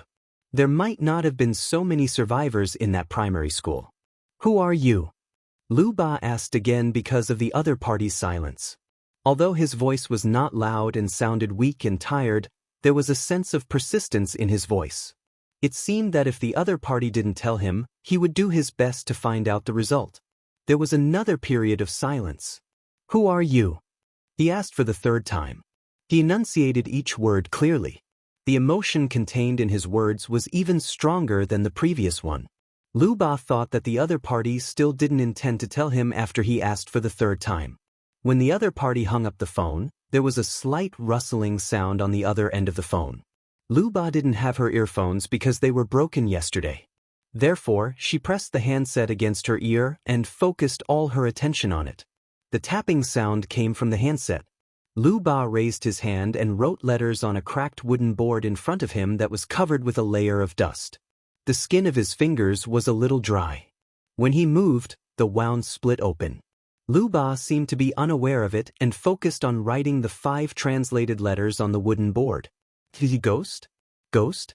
Before Lu Ba had time to think deeply, the beeping sound of the phone being hung up came from the handset. As soon as he hung up, he received another call. Lu Ba answered the call. At the same time, she wiped the dust on the wooden board with the palm that wasn't holding the phone. The 5 letters disappeared as well. F*ck. Lu Ba, are you okay? I was almost buried under my own house. F*ck. If you didn't remind me, right? How did you know this? Who told you this? The person who could call out the name Lu Ba directly and in such a tone obviously had a good relationship with Lu Ba. Good. Lu Ba took a deep breath and sighed softly. You King Donkey? You can't be like this? Without waiting for the other party to say more, Lu Ba hung up the phone and turned it to silent mode. She looked at the post-disaster town in her field of vision and walked forward. Ghost? God? It didn't matter. Chapter 338. Because of this disaster, the whole country was filled with a heavy atmosphere. There were also students under the Jiaopa who were from there. Although they were not in the disaster area, the Jiaopa still gave the student a break and let the student go home first to have a look and feel at ease. Many departments in the school had organized donations, and there were more or less students in each department who were from there. Zheng Tan basically didn't go out now. Wherever he went, he could hear people discussing the earthquake. The headlines in the newspapers, the daily news, the school's morning broadcast, the campus's fundraising publicity, Zheng Tan didn't pay attention to it back then. Now that he had experienced it, he understood that the reality was much worse than he had imagined. Flipping through the webpage, there was a post that recorded the photos taken by volunteers there. A child with a bandage on his forehead looked at the ruins in a daze. A man who was older than the Jiaopa knelt on the ground and cried in a mess. During this period, Zheng Tan occasionally met a Jin, who had come out for a walk with sunglasses. According to him, they had originally planned to go to the disaster area immediately, but they had been persuaded by their agent. On one hand, it was dangerous. On the other hand, the first 72 hours should be left to the professional rescue team and experienced volunteers. Celebrities like them would not only not be of help, but might even bring a lot of trouble. Just like what some volunteers on the internet said, after they went to the disaster area with passion, they realized that they had no experience. Sometimes they could not even be of use. Those who had seen a huge disaster rescue scene would feel that they were insignificant. However, they could learn and help as much as they could. A week later, many entertainment websites turned black and white to mourn the victims of the disaster. Xiaoguo's Pet Center's official website also turned black and white. At the same time, Xiaoguo hung a letter on the website's homepage. The content of the letter was that their studio would be closed for a month. In other words, there would be no new advertisements or videos for a month. Xiaoguo himself would also take some of his subordinates to the disaster area. This wasn't originally decided by Xiaoguo himself, but after all, he held an important position in the Green Wings Association, and the Green Wings Association had to send people over to provide disaster relief. They also had to bring some relief supplies over. Since the other associations had contributed, there was no reason for the Green Wings Association to ignore it. Speaking of this, the person who had originally arranged for this mission was not Xiaoguo. After all, Xiaoguo was really too busy. However, the person who had arranged for this mission found an excuse to reject it. That person had heard from some sources that the number of rescue workers who had been sacrificed was much higher than what was reported. Now that there were still aftershocks, it was still very dangerous. So he cancelled his original plan of using this incident to give himself more glory. After all, glory was not as important as his life. After Xiaoguo learned about it, he didn't say too much. He chatted with several senior managers for a while, then went back to take care of the pet center. The next day after the meeting, he took people to the disaster area. Zheng Tan browsed the pet center's official website every day, and there were many people's comments. There was a donation record next to the official website's homepage. Although it didn't show the names of real people, every donation was recorded. When the time came, all the money would be donated to the people in the disaster area. Many of the pet center's customers were nouveau riche. Previously, some people had donated through other channels, but they had donated a lot here. Among them, there were some familiar IDs that Zheng Tan could match. Zheng Tan used to dislike a few of them, thinking that they were bad-tempered and pretentious. But now, it seemed that this wasn't completely the case. From their comments, it could be seen that some of them had even volunteered and posted some photos. Armani had become F*King. Zheng Tan also donated. He gave his card to Jiao Pa and the others had their own trusted channels to donate. After the donation, Zheng Tan's savings directly shrank by half. The donation during the new year didn't account for a large proportion of his savings, but it was different this time. After putting the card returned by Jiao Pa back into the drawer and locking it, Zheng Tan thought that after this incident, he would have to work hard. While paying attention to the disaster relief, Zheng Tan also searched for some information. Now, many people on the internet posted that there were various signs before the earthquake, and some people had already made predictions. Others thought that it was nonsense. The two sides quarreled non-stop. In the end, someone couldn't stand it and attacked both sides. After such a thing had happened, wasn't it messy?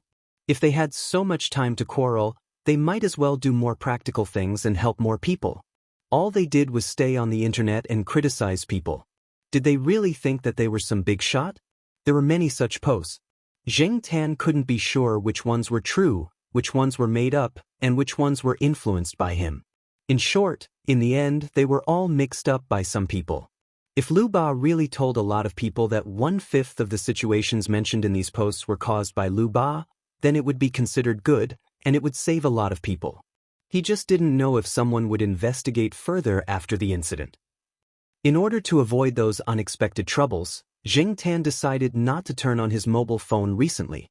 Zheng Tan took out his SIM card and hid it. Because there was no mission at the pet center for nearly a month, and Xiaogua and the others were not there, Zheng Tan didn't go there. However, Zheng Tan didn't go there. Instead, a phone call came in. Charlie called directly to Jiao Pa's mobile phone.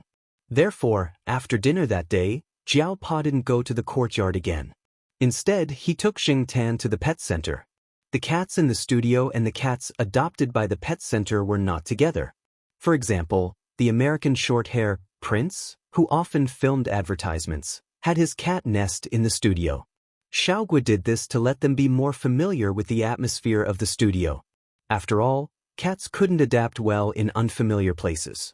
After the studio was expanded and renovated, now the studio was like a cat playground. There were many cat ladders and aisles from the corners to the ceiling. As Xiaogua said, cats also had tempers and emotions. When they were in a good mood, their eyes would be brighter when shooting. Now, Xiaogua took people to the disaster area. According to the information he posted on the homepage of the official website, it would take at least half a month. It had only been a week, and he wouldn't be back so soon. Xiaogua indeed didn't come back. When Zheng Tan entered the studio, there wasn't anyone there. Only Charlie and another staff member were there.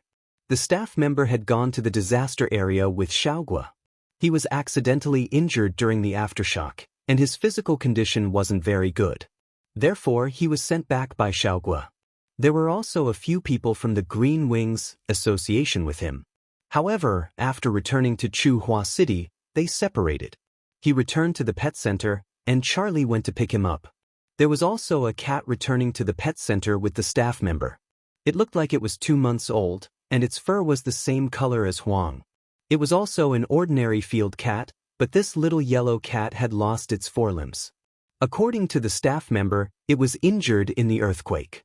After it was rescued, it was amputated. Originally, it was thought that the kitten's immunity was poor, and after the accident and surgery, it would be difficult for it to survive. Unexpectedly, it really recovered. After the amputation, it caused inflammation and swelling. Although it had been treated for several days and the kitten had recovered, it still looked listless. Charlie and the staff member took turns to look after it every day. When it came to saving the cat, many of the people that Xiaogua had brought with him were pulled over to help save the cat. Although most of them were veterinarians, they were more reliable than the young and inexperienced volunteers. They could really help with changing the medicine, simple treatment, and care. Except for major operations, they could really help with everything else. And this kitten was sent to the place where Xiaogua and the others were resting by a volunteer. The cat was rescued by a search dog called Zai Zai. After Zai Zai picked up the kitten was immediately transferred to the hands of the volunteers. After all, the search and rescue dog still had a lot of work to do. As for how to deal with the kitten, not many people cared. Human life was the most important thing. The volunteers didn't know what to do. The kitten's two forelimbs were so badly injured that it looked like it was going to be crippled. They didn't know how the cat survived. The volunteers brought the kitten back and were scolded by the team leader. If they couldn't save the person, who would save the cat? Moreover, although some of them studied medicine, they weren't veterinarians and didn't have much experience. They only did simple treatment. However, after knowing that Xiaogua and the others were there, they immediately sent the kitten over. One of Xiaogua's veterinarians performed an amputation operation for the kitten. Fortunately, there were still some veterinary drugs and tools. Although the conditions were far less than when it was in the pet center and it was easy to get infected, that was all they could do. It was the kitten's luck to be able to survive. Speaking of which, there was actually no need for Zheng Tan's help. However, the kitten was also troubled after coming here because the kitten often meowed. Once it meowed, it caused a chain reaction. There was a cat here who also liked to meow, but it usually stopped meowing because the other cats didn't meow. It also meowed when it was filming an advertisement. It only got better after being beaten by Zheng Tan. Now the kitten was making more and more noise because of the kitten's meowing. Even the other cats here were anxious and couldn't be appeased. Charlie was wondering if cats also knew fear, and the fear was passed from the kitten to the other cats, leading to the current situation. He called Xiaogua to report, but Xiaogua didn't say much. He only asked Charlie to find Zheng Tan. They would stop meowing after he calmed them down. In fact, in the entire pet center, Zheng Tan wasn't the only one who could calm them down. There were also Li Yuanba and Peanut Candy. Li Yuanba? He had indeed calmed them down before, and the effect was good. This was also the reason why Xiaogua let Li Yuanba stay here. It was a pity that Li Yuanba didn't care about anyone now. He didn't even give face to Xiaogua. He stayed in Xiaogua's lounge all day long. Now, he didn't even do the weekly routine physical examination. Previously, when Xiaogua wanted to take Li Yuanba to the physical examination room by force, he almost used force on Xiaogua. It was Xiaogua's wife, Li Yuanba's real owner, Yanzi, who came to calm him down. Originally, they were worried that Li Yuanba's age was coming and he was beginning to age. However, after some observation, it didn't seem to be the case. Therefore, this matter was temporarily put aside. In addition, Yanzi had to take care of the children and couldn't run here every day. Xiaogua went to the disaster area, so the people in the studio didn't dare to do anything to Li Yuanba. Peanut candy? That would be even worse. Xiaogua had tried it before, but the peanut candy was so rude to them that the cat that was beaten up was startled for a month and lost a lot of weight. Since then, Xiaogua had stopped counting on the peanut candy to keep the cat in check. Therefore, there was the scene where Charlie called Jiao Pa and asked him to bring Zheng Tan over. Chapter 339. When Zheng Tan first met Li Yuanba, this guy was already pregnant with peanut candies. At that time, its owner, Swallow, had just found out that it was a female cat. Thinking of the possible situations, Zheng Tan decided that he shouldn't come to the pet center for the time being. Even if he was called over, he couldn't stay here for long, especially in Xiaogua's lounge. During this time, he absolutely couldn't go in. If Zheng Tan was right, Xiaogua would frame him for this matter, and it would be hard to explain himself unless he did a DNA test again. In the past, the Jiaopa had done a DNA test for Zheng Tan. Considering that there was such a way to clarify himself, Zheng Tan wasn't too worried. At worst, he could ask the Jiaopa to do it. As for whose baby it was, Zheng Tan thought of what he heard from Air Mao and Celestine when they went to Triumph 2 days before the 100-day celebration of Air Mao's daughter. Since March, Yi Hao would bring the Monseigneur with him when he came over. He didn't know if it was for safety reasons or for other reasons. If that was the case, this baby was probably the Monseigneur's baby again. He just didn't know what it would look like when it was born. Also, when did the Monseigneur and Li Yuanba meet? Did Yi Hao know? Shaking his head, he didn't continue to think about it. Now that the cats in the studio had settled down, Zheng Tan immediately went home with the Jiaopa. Because the Jiaopa didn't have much time, if something happened in the pet center, Charlie would come directly to pick up Zheng Tan. Every few days, when there was trouble in the studio, Charlie would come to pick up Zheng Tan. Although Charlie and the staff said that it was because of the kitten, Zheng Tan thought that Li Yuanba might also be involved. Perhaps, the Monseigneur had come quietly at some point. Zheng Tan was able to see how well the kitten had recovered after coming here a few more times. Just like what Charlie and the others had said, this kitten's vitality was too strong. Not only did it survive such a serious injury in the disaster, it was also in good spirits now. Although it had lost its forelimbs and jumped like a kangaroo when it walked, as long as it had vitality, it was a good sign. When Xiaoguo was free, he told Charlie and the others to take good care of the kitten. When the time came, they would make a special topic for the kitten. Not only could they collect more donations, but it would also be good for the reputation of the Green Wings Association and the pet center. The donations would be donated to the disaster area where the kitten was found. The donations would be used for the livelihood of the victims and the reconstruction of the disaster area. As for the kitten's name, it was given by Xiaoguo, Paparazzi. It was hard to imagine that a cat had a dog's name. Later, when Zheng Tan heard Charlie and the others' discussion, he knew why Xiaoguo had named the kitten. The search and rescue dog that saved the kitten was named Zai Zai. It was said that it came from a search and rescue dog family. Its father was a search and rescue dog with a lot of honors. Its name was King. The original name of Zai Zai was not Zai Zai, but K-Zai, using the first letters of its father's name. Later, because the word K-Zai involved some sensitive and prohibited things, it was changed to the current Zai Zai. The reason why Xiaoguo gave the cat this name was that the cat was saved by a dog, and the dog's name was Zai Zai, so it was directly named Paparazzi. As for the name, it was fine as long as it was called.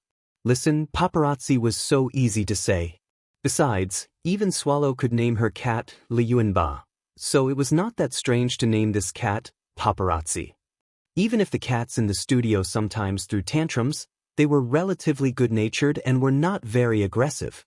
They treated Paparazzi peacefully, and a few cats often licked Paparazzi's fur. A new special area was opened on the Pet Center's official website. It was about Paparazzi.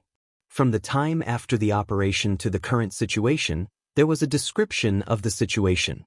Because of Paparazzi, many cat friends donated some money again, and some even came to the Pet Center to see it in person. From the day of the earthquake, the rest of May, until the whole of June, the heavy feeling had not subsided. Jean and the others had gone to the disaster area.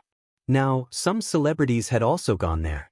Whether it was a show or if they were sincere, as long as they could help the disaster victims and the reconstruction of the disaster area, it would be fine. Xiaoguo returned in mid-June. On the second day of his return, before he could recover from the emotions accumulated in the disaster area, Li Yuanba was born. Early in the morning, Xiaoguo finished breakfast and walked into the lounge with a cup of tea. When he saw the situation on the sofa, he almost threw the cup out of his hand. Swallow heard the news and came over, full of guilt. She had been very busy for more than 2 months, especially in the past month, taking care of the children and worrying about Xiaoguo. Although she had heard that Li Yuanba was a little strange before, she did not think in that direction and did not take care of it.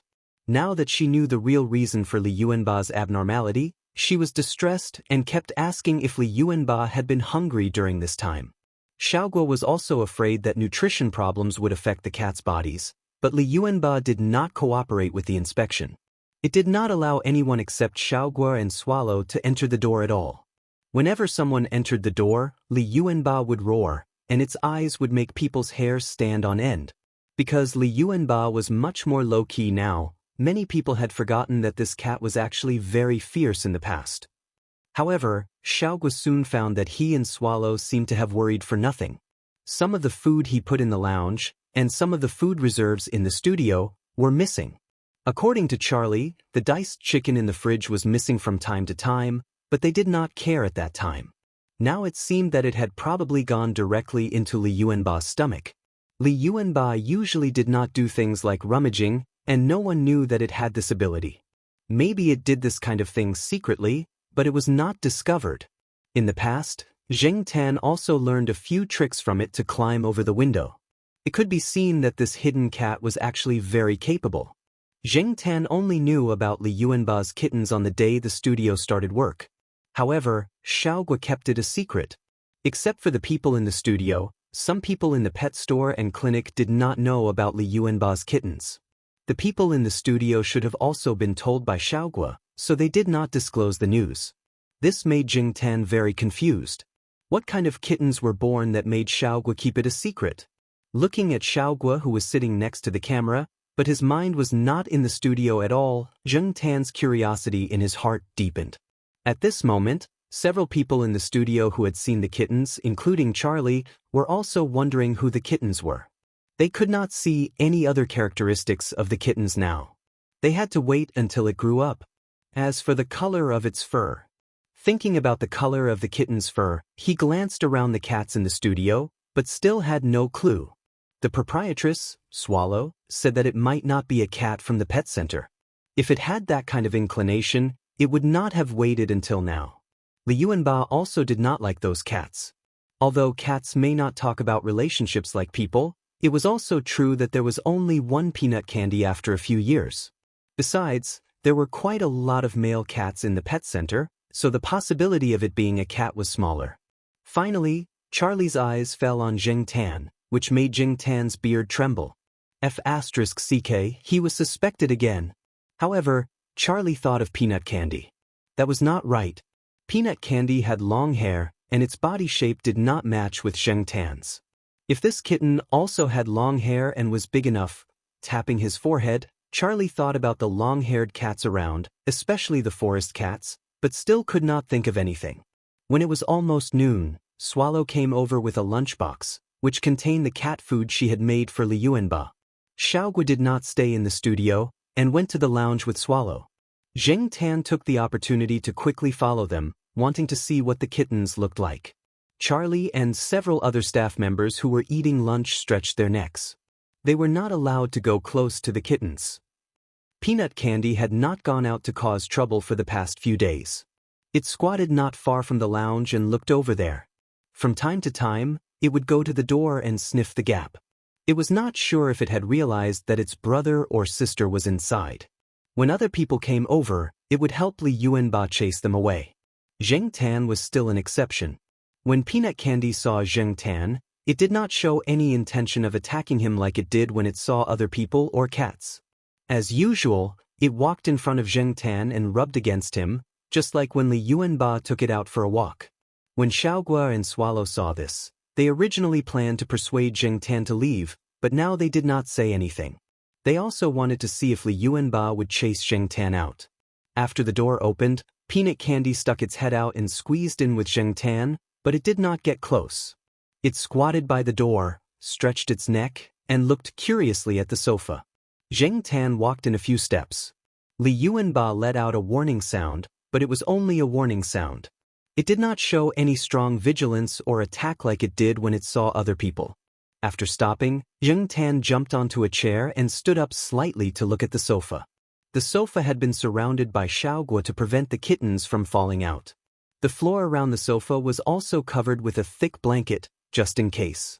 The sofa cushions used by Li Yuanba were padded with cushions and other things.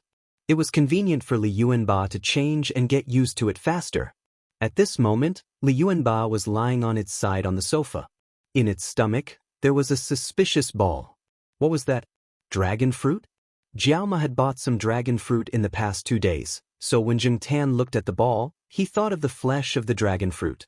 Of course, the spots on the ball were not as dense as the black seeds in the white flesh of the dragon fruit that Jiaoma had bought.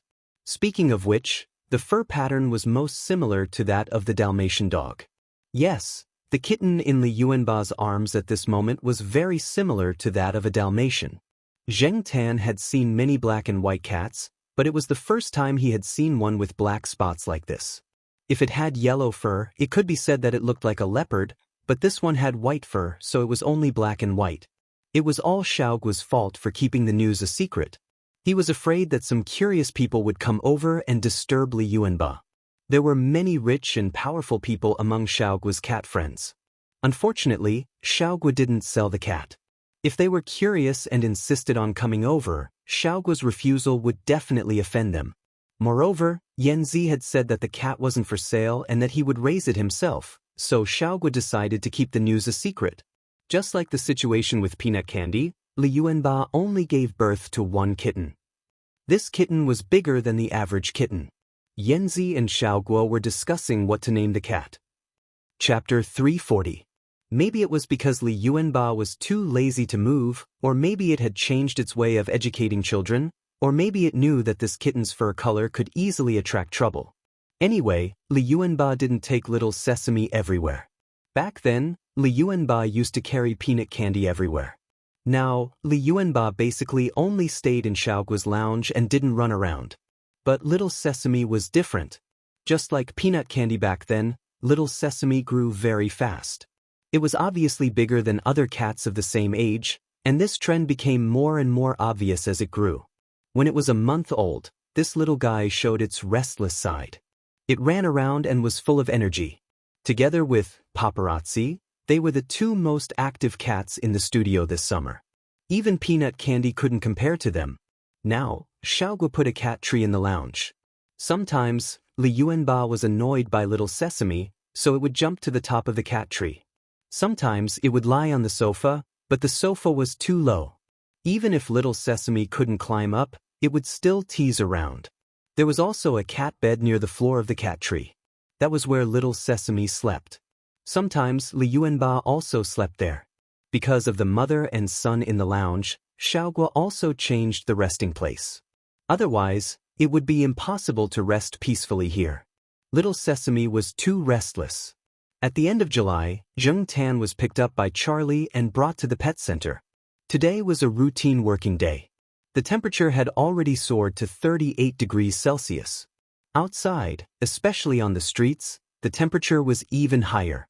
Car exhaust and air conditioning emissions made the temperature of the whole city jump a few more degrees. However, no matter how hot it was, it still had to work. Fortunately, there was air conditioning in the pet center, so Zheng Tan didn't have to worry about fainting from the heat. Speaking of which, the body temperature of cats was higher than that of humans. Relatively speaking, most cats were more resistant to heat. Among the cats in the studio, there were a few that liked to soak in baths. At this time, they were even happier. When other cats saw the water, they ran over happily.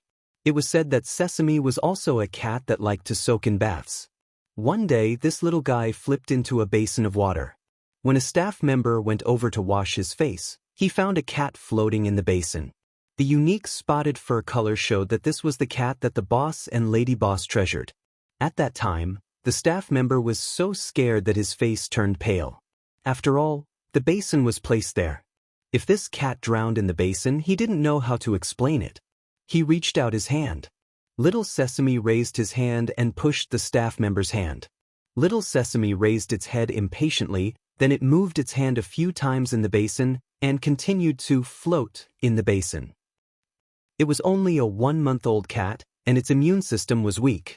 It had to pay special attention to bathing, let alone cold water. After Xiaoguo heard what the staff member said, he immediately carried little Sesame over to dry its fur and check its body. However, he found that this little guy was very healthy. For the next few days, there was no problem at all. It also liked to run to places with water every time. Peanut Candy and Li Yuanba also let it be and didn't care at all. There was no other way. Xiaoguo had to pay attention to this restless little guy again. Today, when Zheng Tan entered the studio, he found that the atmosphere was not right. Today, he didn't find the guy with spots all over his body. Only the paparazzi was filming at the shooting site. As for the other cats, they all looked like they were not in the right state. They looked like they were on guard, or they looked like they were afraid. There was even one that was still hiding in its nest. No matter how the person in charge of taking care of it comforted it, it wouldn't come out. After working together for so long, with Zheng Tan's understanding of it, if this cat wasn't frightened, it wouldn't be acting like this. Sniffing the smell in the room, Zheng Tan was surprised. That guy was actually here. Jumping onto the table by the window, Zheng Tan looked outside. There were 2 inconspicuous cars. When he came in from outside, he didn't notice them. Now that he looked carefully, he seemed to have seen the drivers in the cars before. Was it Master Tang the 7th or Yi Hao's driver? It seemed that someone had brought the Monsignor here to see his wife and children. No wonder the cats in the studio were not in the right state. Even the good-tempered dogs looked like they were facing a great enemy. In contrast, the paparazzi was much more special. It was as if he didn't notice at all. When he was first rescued from the disaster area, the paparazzi was about 2 months old. Now, at the end of July, the paparazzi was 4 months old. Compared to when he was first sent over, he no longer looked weak and pitiful. He was much stronger. The 2 front legs that were amputated were only left with a short section. Usually, he spent a lot of time standing. In the beginning, he only jumped. When he jumped, he was like a kangaroo. Later, he slowly tried to walk with his 2 hind legs. The people in the pet center were always paying attention to the paparazzi's physical condition. The food was specially prepared. Apart from everyone's efforts, the paparazzi himself was indeed strong enough to recover to his current state. Usually, when the other cats ignored him, he would play with Sesame, running around the studio, or find the good-tempered dogs in the studio who often participated in the shooting. Sometimes, he would even lie down and sleep. Perhaps because he couldn't jump to high places like the other cats, and because he was saved by the dogs, the paparazzi spent more time with the dogs. The staff would also tease him sometimes. Cats that had experienced great disasters would either become more timid and would be frightened by the slightest movement, or they would become like the paparazzi, now, with an especially strong resistance to pressure. Many cats in the pet center were not in their best condition because of the arrival of the monsoon. They had been maintaining a sense of vigilance and fear, and wished that they could hide in their nests and not come out. However, the paparazzi was not like that. Even if this guy only had 2 legs, he was still jumping around happily as usual. This was what Xiaogua and the people in the studio were happy to see. No matter how you looked at it, a cat that was full of vitality in this state could have a positive effect if it was filmed into a video. Now, society needed some positive energy.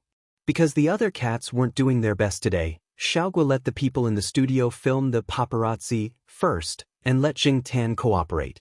They couldn't count on the other cats. With the addition of Jingtan, the paparazzi, who didn't know how to cooperate, made fewer mistakes. Most of the time, it was Jingtan who guided his actions. This also made the staff feel relieved. After all, even if the paparazzi was full of energy, he was still a small cat, and a disabled one at that. If he was tired, they would feel bad. After the filming, Jingtan thought that he hadn't seen the Monsignor for a long time, and decided to go over and see if the Monsignor had changed. Following the smell and hearing the small sounds coming from the room, Jingtan came to the door, looked at the door lock, and jumped up to open it. The door was not locked. After opening it, Jingtan stuck his head in. There were 4 people standing in the room: Xiaogua, Swallow, Master Tang VII, and a person who followed Master Tang VII. The 4 cats, Monsignor Li Yuanba, Peanut Candy, and Sesame. The Monsignor was still the same. 4 years had passed, and he still looked the same as he did 4 years ago. Many people said that when cats were kept in captivity, they would lose some of their original wildness, just like the cats in the pet center, who were relatively good-tempered. The Monsignor had been with Yi Hao and Master Tang VII for 4 years, but his murderous nature had not disappeared. Zheng Tan could feel that he could kill people in the past, and he could do the same now. Perhaps he had already killed again. After all, he was with Yi Hao and Master Tang VII now, and it was possible that he would encounter a dangerous situation again. However, whether or not he was a ferocious cat, the Monsignor treated Li Yuanba, Peanut Candy, and Sesame quite well. He lay next to Li Yuanba, and Peanut Candy and Sesame surrounded him, biting and scratching his paws. Xiaogua sat with Master Tang VII and told him about the 3 cats. Master Tang VII sat on the sofa with a smile, leaning on his crutches, and listened. When he saw Zheng Tan, Master Tang VII even greeted him. He knew Zheng Tan. As for Li Yuanba and the others in the pet center, Zheng Tan guessed that Master Tang VII had probably investigated the Monsignor when he kept him by his side back then. Perhaps Master Tang VII had allowed the Monsignor to come here many times in the past 2 years. However, just like what Jiaopa had said, the Monsignor's bloodline and origin were destined to be different from ordinary cats. At the same time, it also led to a low fertility rate. In the past few years, Li Yuanba had given birth to 2 cats, but both of them were premium. Peanut Candy, needless to say, was very strong. Just ask the cat owners in the area and you would know how strong she was. She had expanded her range of challenges, and her reputation for daring to fight with dogs was very well known. As for Sesame, who was still in its infancy, its body was also very strong, and its spirit was not bad. It even had a unique fur color. As the saying goes, quality is more important than quantity. This was the case. Master Tang VII once again mentioned the matter of buying Sesame, but Xiaoguo politely rejected it. Master Tang VII was not angry. He just said that if it worked, they could get another one. If it didn't work, then forget it. It didn't matter. Having one cat like this was enough. Any more and it would be easy for accidents to happen, and it would be difficult to control. Since they were having a reunion, Zheng Tan did not go over to join in the fun. Just as he was about to walk out, Xiaoguo stopped him. "Black Charcoal, come over here for a moment." As Xiaoguo spoke, he walked out and brought Zheng Tan to another room. That was his resting room now. In the past few years, Xiaoguo was used to speaking directly to Zheng Tan. He did not treat Zheng Tan as an ordinary cat. "Director Yang gave me a call last week. It's Director Yang Yi from Yixing Culture. You know him. He said that the documentary is already out, and it will be broadcasted on CCTV this week. At the same time, they are also planning to make this documentary into a series. The second part will be filmed in Pearl City. He was thinking that if there's a need, he might need your help." That documentary is out? Speaking of which, Zheng Tan thought quite highly of that documentary. Although it was just a documentary and could not be shown in prime time or on the big screen, it was the first documentary that Zheng Tan had participated in. It was not a pet advertisement or a pet promotional video. It was an official, formal documentary. He had put in a lot of effort, and even his makeup and hair had dried. He just did not know what kind of response the documentary would have, and what the reviews would be. "I'm thinking that the person surnamed Yang is probably still thinking about you. His company seems to be investing in a few documentaries that involve animals. If the response to this documentary is good, he might ask you to film other documentaries. Well, the ones on the big screen." After a pause, Xiaoguo was afraid that Zheng Tan would lose his temper, so he added, "Of course, the most important thing is still your mood. I won't interfere with what you and your cat father decide to do. The salary of those documentaries is at most 100,000 yuan. But the person surnamed Yang owns a big company, so we have to be tactful in rejecting him. Don't make a fuss. If one day you are as successful as Crystal, that Capuchin monkey, then it will be a different story. You can do whatever you want, and we will have to suck up to you." Xiaoguo laughed. Chapter 341. Monsignor stayed in the pet center for a day and then left with Mr. Tang VII. However, Mr. Tang VII seemed to have reached some kind of agreement with Xiaoguo. Zheng Tan had a feeling that he would probably see Monsignor more often in the pet center in the future. At least, it would not be as rare as before. Peanut Candy and Sesame still stayed in the pet center with Li Yuanba.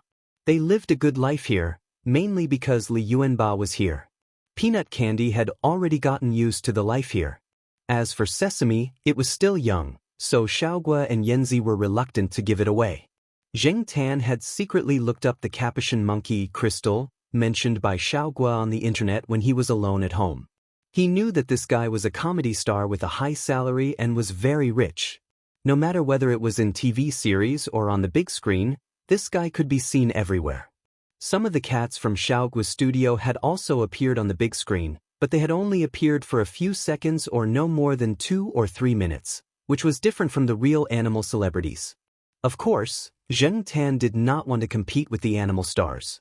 Different countries had different social rules and animal welfare. Besides, Zheng Tan himself was a special case. It was impossible for him to compete with the animal stars. Jiao Pa had said that he had to keep a low profile. Therefore, although Zheng Tan was interested in the big screen that Xiaoguo was fascinated by, he did not think too much about it. After all, everyone had their own way of living. As for competing with Crystal on the same stage, this difficult task would be left to Chi Dada's macaque monkey.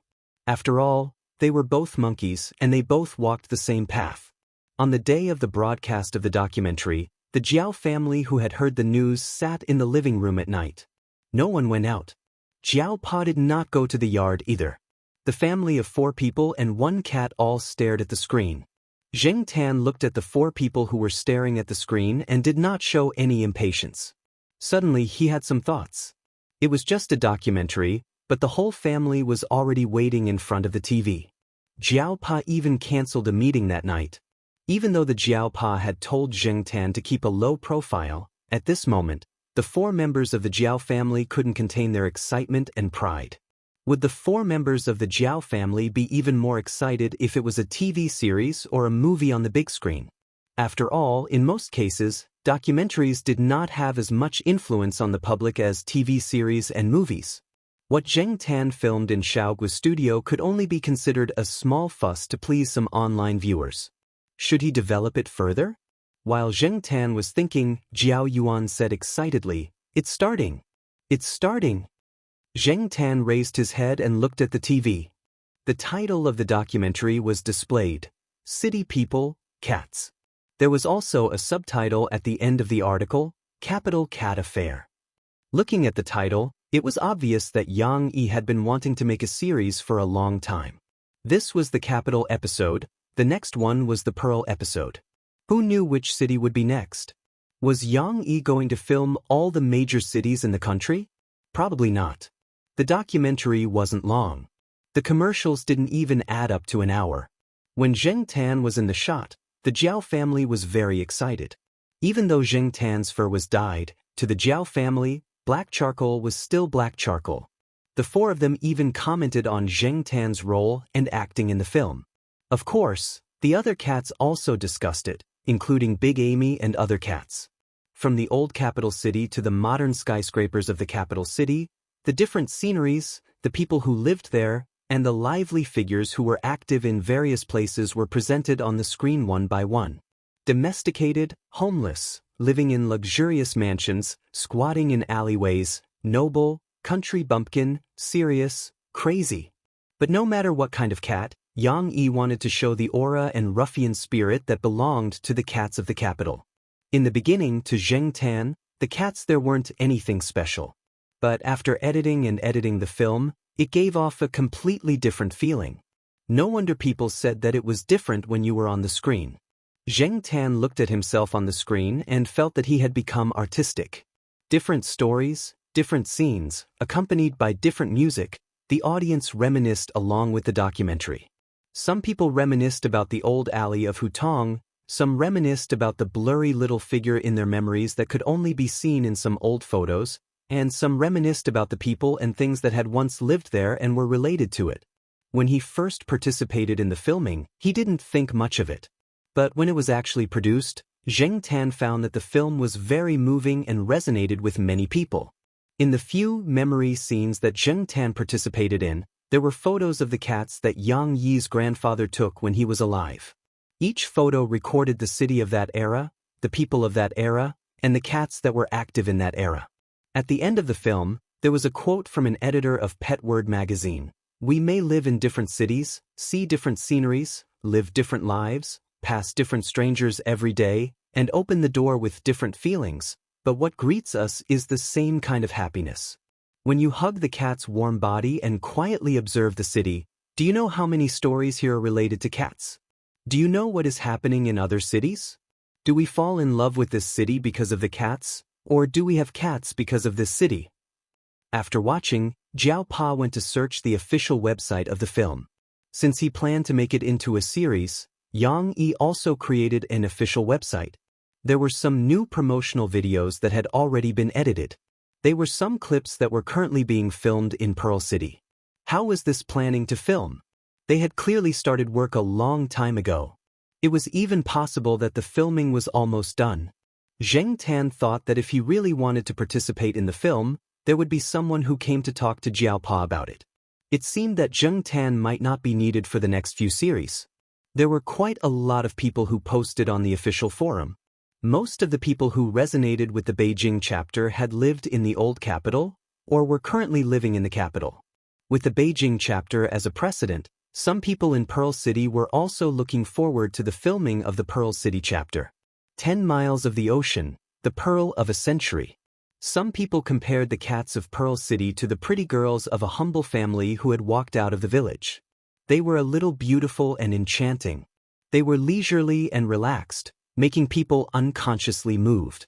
In the flickering lights and passing shadows that made people unable to stop themselves, the cats here were like the beauties of that era.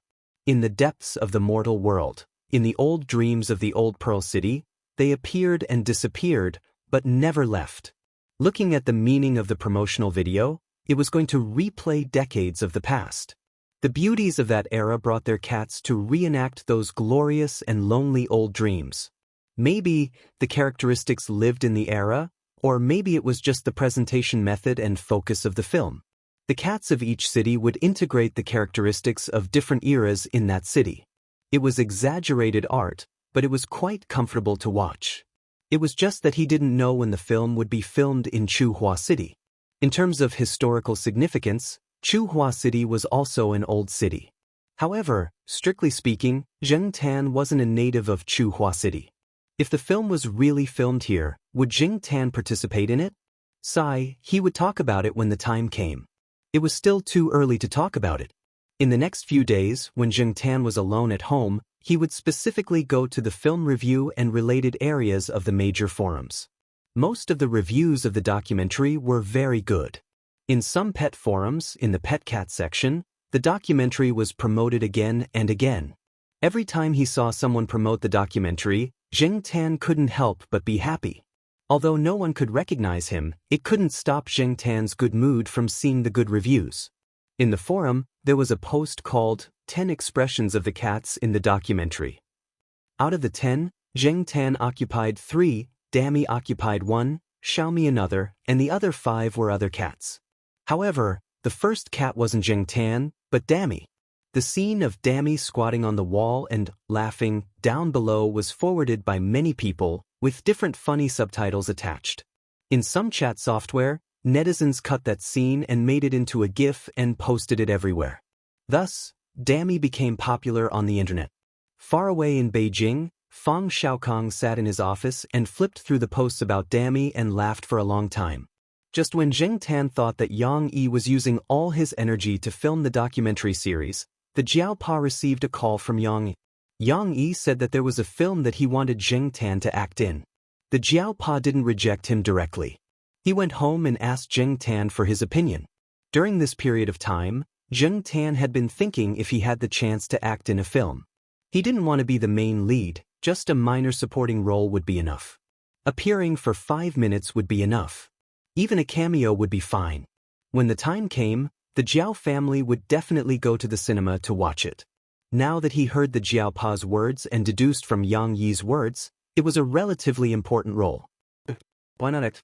If he could get paid and appear on the big screen, he wouldn't be a cat in vain. As for the low profile that the Jiaopa mentioned, as long as he hid his identity, he could sign an agreement with Yang Yi. However, it was another film about cats. Was Yang Yi going against cats? A week later, on the weekend, Yang Yi brought his classmate and came straight to his door. Because he had called in advance, the Jiaopa was waiting at home. The person that Yang Yi brought over was his high school classmate. He was now a director called Kong Han. He looked like a good person. The film that Yang Yi told the Jiaopa about was the one that Kong Han was going to direct. However, this film was a little special. Therefore, when Yang Yi saw the script, the first person that came to mind was Jing Tan, who he had worked with before. Kong Han originally didn't decide to act in this film. If he did, it would probably take a lot of effort and trouble because it involved animals. The final result might not be as good as he wanted. However, after Yang Yi saw it, he told him that there was someone who might be able to help. Therefore, the two of them were sitting here now. Kong Han looked at the black cat lying on the sofa. It seemed to be looking at him too. Its gaze was just like a human's. It was just 2F** king fitting of the image in his mind. Jing Tan felt that the young director's gaze was a little strange. However, after listening to Yang Yi's conversation with the Jiaopa, it seemed that when he was talking to Xiaoguo on the phone, he wasn't talking about the documentary. Instead, he was talking about another film that their company had invested in. Yang Yi was no longer with the documentary crew. "Oh right, the script you mentioned on the phone, what's it about?" When the Jiaopa picked up the phone, the surroundings were a little noisy. Moreover, Yang Yi's words were vague, so he didn't hear what it was about. Yang Yi didn't say anything. He looked at Kong Han and let him, who knew the script better, speak. Kong Han smiled and said, "It's not complicated. It's about a man who suddenly turns into a cat." Zheng Tan. Chapter 342. Upon hearing Kong Han's words, Zheng Tan's body stiffened. "Damn it, I'm breaking out in cold sweat. I suddenly feel very guilty." Zheng Tan turned his head to look in another direction and stopped looking at Kong Han. However, his ears were still perked up, for fear that he would miss the latter part of Kong Han's words. "Professor Jiao, your cat can be considered as half of the main character of this film," Kong Han said with a smile. Usually, the term main character was very attractive to actors. As for why it was considered half of the main character, it had something to do with the plot. "Can you be more specific?" the Jiaopa asked. If he could let his cat act as the main character, he wouldn't mind playing a supporting role. However, half of the main character sounded quite important. As I said just now, the plot is about a grown man waking up to find that he has turned into a cat. Kong Han explained unhurriedly. Upon hearing this, Zheng Tan was speechless. Waking up from his sleep? Did no one really find out about my past? Fortunately, when Kong Han continued, Zheng Tan discovered that the main character in the script was a white-collar worker and not a university student. Turning into a cat also didn't mean that he would return to the past. Furthermore, his cat form and human form would alternate. In other words, the main character would sometimes turn into a cat and sometimes remain human. Zheng Tan heaved a sigh of relief because the script was different from Zheng Tan's situation. However, to a certain extent, Zheng Tan could be considered to be acting as himself in this film. Other than Zheng Tan, no other cat could act as well as Zheng Tan. After hearing Kong Han's brief explanation, the Jiaopa nodded in agreement. He could roughly guess what was going on, but he still waited quietly for Kong Han to continue. "The male lead in the film has turned into a cat. Hence, Professor Jiao, your cat and the popular young actor Shi Xiaotian have shared the lead roles. However, strictly speaking, your cat has more scenes than Shi Xiaotian." Zheng Tan had heard of Shi Xiaotian before. Many of the girls in Little Pomelo's school were die-hard fans of Shi Xiaotian. Shi Xiaotian was also one of the people who stood out after Gong Zizhao's incident. Zheng Tan didn't know what Shi Xiaotian's personality was like for the time being. "Where's the female lead?" "Oh, sorry, I'm just asking. If it's not convenient, you don't have to tell me," Jiaopa said. "That's fine. The female lead has already been decided. Have you heard of Wei Wen? I've acted in a palace drama and an idol drama." Kong Han didn't try to hide too much. There weren't many actors that had been confirmed, and there were still a lot of variables. However, Yang Yi said that he would try his best to answer Professor Jiao's questions. After all, it was rare to find such a cat, and Professor Jiao didn't seem like a chatterbox. "Wei Wen? That girl was not bad. She had a good face and a good figure. She was the object of many people's fantasies." However, Zheng Tan remembered that Wei Wen would only become popular in another 2 years. As for now, she was not among the celebrities who were bursting with popularity. Could it be that the upcoming movie wasn't good or popular? Zheng Tan shook his head. Everything was unknown. He hadn't heard of such a movie back then. Jiaopa wasn't a fan of celebrities and hence, he didn't have much of an impression of Wei Wen and Shi Xiaotian. He made a mental note of their names and planned to check up on them later. After all, his cat was going to be filming with those people, and the personalities of those people would affect his cat's treatment. Although he had never acted before, he had heard of all sorts of underhanded means on set. If he wasn't careful enough, he might even get backstabbed. His cat wasn't human. Even if it was wronged, it wouldn't voice it out. Kong Han and Yang Yi chatted with Jiaopa for a while. They heaved a sigh of relief after Professor Jiaopa nodded. They then took out the contract that they had drafted beforehand and showed it to Jiaopa. In the past few years, they had signed plenty of contracts because of Zheng Tan. Hence, Jiaopa had also gained some experience. Hence, he carefully read the terms and conditions of the contract. There weren't any traps in the contract either. Just like what Yang Yi had said over the phone, Jiao Pa wouldn't let his cat suffer any losses. There's nothing wrong with the contract, but Jiao Pa didn't sign it immediately after reading it. Instead, he looked at Yang Yi and said, "I hope you can add another clause or sign a supplementary agreement." Yang Yi nodded and gestured for Jiao Pa to continue. As long as the supplementary agreement wasn't too overboard, everything would be fine. The supplementary agreement that Jiao Pa had proposed was actually a confidentiality agreement regarding Zheng Tan. Just like before, even though Father Jiao had agreed to let Zheng Tan play the role, he knew some business tricks. If his cat really became popular, there would be benefits, but there would be more trouble. However, it was impossible to prevent Zheng Tan from really hiding his identity. If he couldn't use his real name, then he would use a fake name. To put it mildly, it was called a stage name. Zheng Tan's stage name was Black Sea, or BC for short. This name was already quite famous in certain circles on the internet. However, if he were to use it, Yang Yi and the others wouldn't even need to hype it up. The internet would be able to dig it up and it would still attract more attention. It was said that celebrities wore glasses and masks when they went out on the streets. Would Jiao Pa have to worry about his cat being surrounded when he went out for a walk? Even if the movie didn't become popular, Jiao Pa still didn't want to take the risk. Hence, some things had to be prepared in advance. Changing his name again?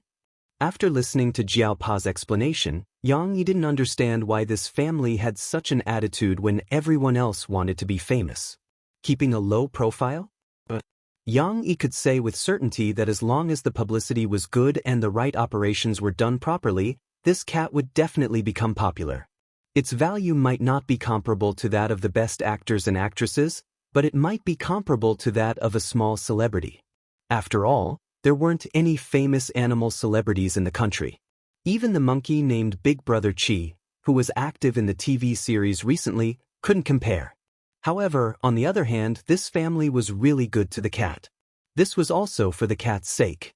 Of course, no matter what Yang Yi thought, the supplementary agreement still had to be signed. This agreement wasn't too much. Even some celebrities had changed their stage names a few times. As long as the cat could understand it, it would be fine. It would be troublesome if it didn't understand when they arrived at the set. After thinking it through, Yang Yi nodded. Professor Jiao, what stage name do you think Black Charcoal will change to? ZT. The letter Z and the letter T, said Jiao Pa as his finger drew the shape of two letters in the air. ZT? Yang Yi and Kong Han were puzzled. Why did it sound like a simplified name? That's right, said Jiao Pa. He couldn't do anything about it.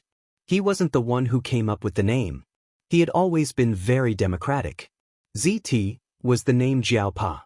After Jiao Pa said that he wanted to change his stage name, Zheng Tan directly typed it on the keyboard in front of Jiao Pa's computer. Jiao Pa even asked Zheng Tan what it meant. However, Zheng Tan pretended to be ignorant. Jiao Pa didn't ask further and just treated it as a random letter. After everything was settled, Kong Han and Yang Yi left. They rejected Jiao Ma's invitation to stay for dinner. They still had something to do at night and there were a few people here who needed to go over to meet up. The four members of the Jiao family knew that Zheng Tan was going to act in a movie. However, Jiao Pa said that they should keep it to themselves and not spread it around. Jiao Yuan and little Pomelo had dealt with similar situations many times. Naturally, they understood the meaning behind it. However, when they knew that their cat was going to act in a movie, the two children couldn't hold back their excitement. They often gathered together to discuss it. Jiao Ma sometimes joined in the discussion as well. It was obvious that they were looking forward to Zheng Tan's performance. This made Zheng Tan even more confident. The decision was right. Yang Yi said that the movie would start shooting in September. It was still early, but the four members of the Jiao family and the cat should take advantage of the summer vacation to gather together. When September came, they would probably be separated from Zheng Tan for a period of time.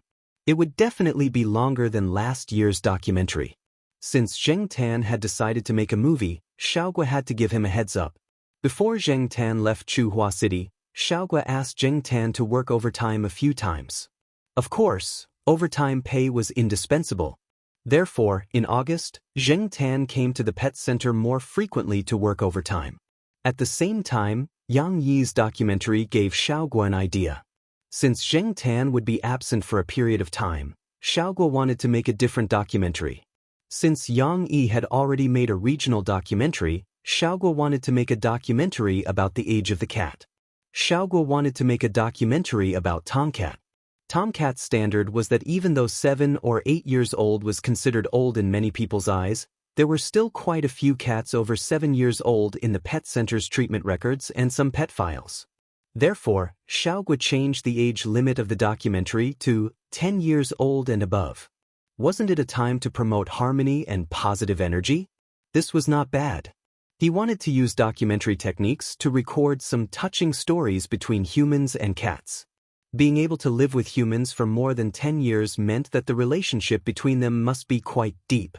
Xiaoguo thought, I'm not as generous as Yang. I don't have the same level of hardware and manpower. I can't make something too artistic, but I can go for nature's novelty. Close to life. Filming this documentary about Tomcat would take a long time. Even if Zheng Tan was absent, there would be something to attract customers and viewers. It would avoid the impact of rumors on the official website like last year when Zheng Tan was away filming a documentary. Xiaoguo didn't want to be blocked at people's doorsteps again. Now, Xiaoguo was preparing for the filming of Tomcat. First, he had to contact customers who had cats of the right age. If they refused to cooperate, Xiaoguo wouldn't force them. Of course, most of the customers' families were very happy about this. However, there was a problem. Most of the customers contacted were from better families. These people often came to the pet center to have their cats checked. Xiaoguo naturally knew about this. The pet center had detailed records, but there was little information about ordinary families. These families basically didn't bring their pets for injections. They probably hadn't even had their pets vaccinated, so there would be no treatment records. Xiaoguo wouldn't know about this. He didn't want to choose all the customers from better families. The film had to be more down-to-earth and approachable. So, one day after working overtime, Xiaoguo casually mentioned this to Zheng Tan in the lounge when he was giving him overtime pay. He said that Zheng Tan often walked around, so he must know some old cats. Zheng Tan really did think about it. The child named Wang Xing often came to Chuhua University to pick up bottles. There were a lot of bottles in the summer, so the child's harvest seemed to be good. His family's cat fit the bill. Zheng Tan brought Xiaoguo to the old neighborhood. Xiaoguo followed Zheng Tan's line of sight and saw the cat lying on the second-floor windowsill. Wang Xing's family was easy to persuade. For them, they could pay for the filming and give free treatment to the cat. Why not? After the matter was settled, Zheng Tan brought his people to the set. They were still the same people who filmed the documentary last year. Charlie naturally continued to act as an assistant. Knowing that Zheng Tan was going to change his stage name to ZT, Xiaoguo especially went to get a set of clothes. The hats and t-shirts that he gave to Zheng Tan's followers all had the letter Z on them. Chapter 343. Well, this is where you will be staying for the next 3 months, a receptionist said as he opened the door and led Zheng Tan and the others into the house. This person was sent by Yang Yi. Yang Yi had already arranged the accommodation. It was 3 rooms and a living room, enough for Zheng Tan and the people he brought over. Is there anything else you need? The man asked. Charlie looked around, especially the room arranged for Zheng Tan. As an assistant, Charlie had served Zheng Tan for a few years. He was very familiar with Zheng Tan's preferences. He could tell at a glance whether it was suitable or not. Obviously, Yang Yi still valued Zheng Tan very much. Charlie was very satisfied with the arrangement of the room. When arranging the rooms, Yang Yi had asked Charlie and Jiaopa naturally, there were some things that Zheng Tan disliked, such as food, certain smells, etc. The windowsills were also newly installed with protective nets to prevent accidents. Not for now, Charlie said with satisfaction. Well, if you need anything, just give me a call. The man exchanged contact information with Charlie and left after talking about the daily arrangements. He had to report to Yang Yi and arrange the follow-up matters. Even though he was very curious about the black cat, he still held back. As one of Yang Yi's confidants, he knew what to ask and what not to ask. It was okay to be curious, but you had to know your limits. This time, besides Charlie, there were 4 other people who came with Zheng Tan. Not all of them were here to serve Zheng Tan. Charlie was enough. They came at the request of Yang Yi and Kong Han. Some of them were working as lighting engineers in Xiaoguo's studio, and some were working as sound engineers. No matter what, they were experienced in shooting cats, so they knew which lights would affect the cat's mood during shooting, which sounds would interfere with the cat, and so on. They also studied cat calls. In Zheng Tan's view, a lot of them were superfluous. However, they were sent by Yang Yi and Kong Han, and by Xiaoguo's personal order. Zheng Tan didn't care too much. Anyway, he wasn't the one who paid the salary, so he didn't need to worry too much. Even though their current profession was pet photography, most of the people in Xiaoguo's studio had professional backgrounds and were very familiar with this industry. Now that the movie had not started shooting, the few of them were sitting on the sofa watching TV and discussing. Zheng Tan occupied a sofa chair and listened to their conversation. This city was close to the sea and was quite prosperous. It was said to be Kong Han's hometown. The choice of filming location was decided by the scriptwriter and director, Kong Han. Some time ago, someone had criticized the phenomenon of writer-director, saying that it would cause movies to have no depth and low creativity. In fact, this script wasn't considered innovative. Some comics and novels had similar plots, but Kong Han seemed to have his own obsession. Just like Yang Yi's documentary, they only needed an opportunity to pick up this obsession that had been suppressed in the bottom of their hearts. Rumor had it that Kong Han was also a cat keeper back then. He had been raising cats since he was a child. Another person with a story. Yang Yi had arranged for people from the 18th floor to the 20th floor of the residential area so that they could see the sea. Zheng Tan and the rest were on the 20th floor so they could see the sea from the window of the living room. Zheng Tan looked at the window next to him. The sky outside was bluer than Chuhua City. Obviously, the environment and air quality here was much better than Chuhua City. Charlie and the others were discussing what they knew. The actors for this movie had been roughly decided. When they were in the elevator just now, they had seen a guy who seemed to be an agent and instinctively recognized him. "Hey, do you guys think Wei Wen has arrived?" A person about the same age as Charlie asked expectantly. When the few men gathered together, the first thing they discussed was naturally the women. Wei Wen, as the main lead, was naturally one of the main points of their discussion. Other than Wei Wen, they also discussed a few female supporting roles. I didn't see Wei Wen, but when I went to park the car, I saw a girl who could cause a commotion just by moving. The person who spoke even reached out his hand and gestured in front of his chest with a wretched expression. "Is she also from the crew?" The others asked with bright eyes. The person shook his head. "She doesn't look like it." The others immediately became listless, but they quickly became excited and started to discuss the other actors. As they were talking, the doorbell rang.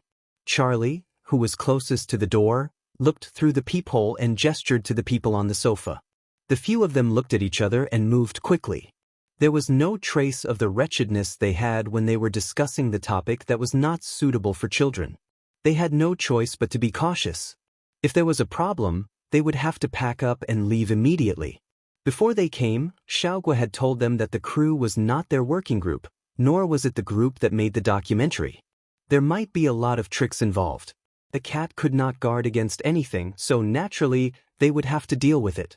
It was not that they were malicious. The human heart was unpredictable and it was always good to be cautious. No one wanted to build a ladder for others and harm their own interests. The person who came in was a woman who looked to be in her 20s. Women always made men less vigilant. The woman was wearing casual clothes and had shoulder-length black hair.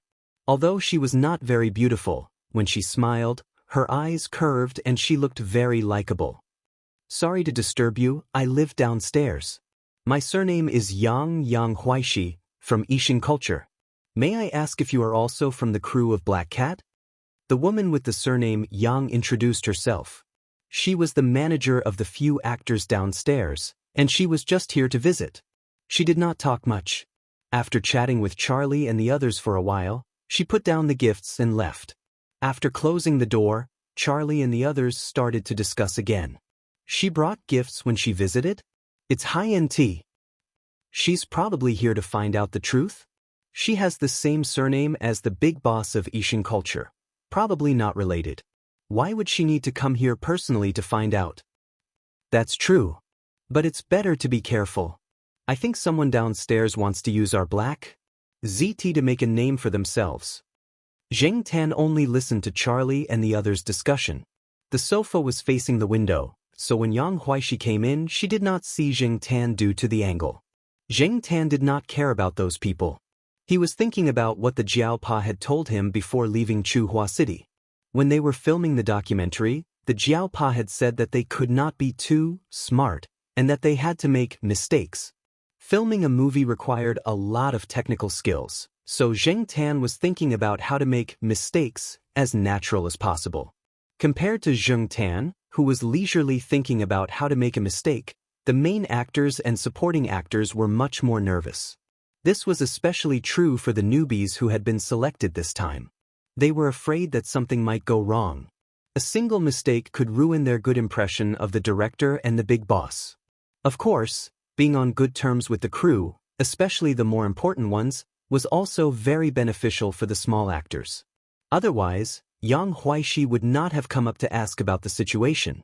While they were testing each other in the temporary residence, Yang Yi was chatting with Kong Han after listening to the report from his subordinates. Although Kong Han had not acted in many movies, the response was not bad. It was just that he was young and did not have a satisfactory reputation in the country. Kong Han liked to use newcomers. This time, the main lead of the film was not considered a real big shot. The so-called popular young actors were just a joke to many people in the industry. There were many who were short-lived, not to mention those who were famous on the path of idols. There were also a few important supporting roles that people had never heard of before.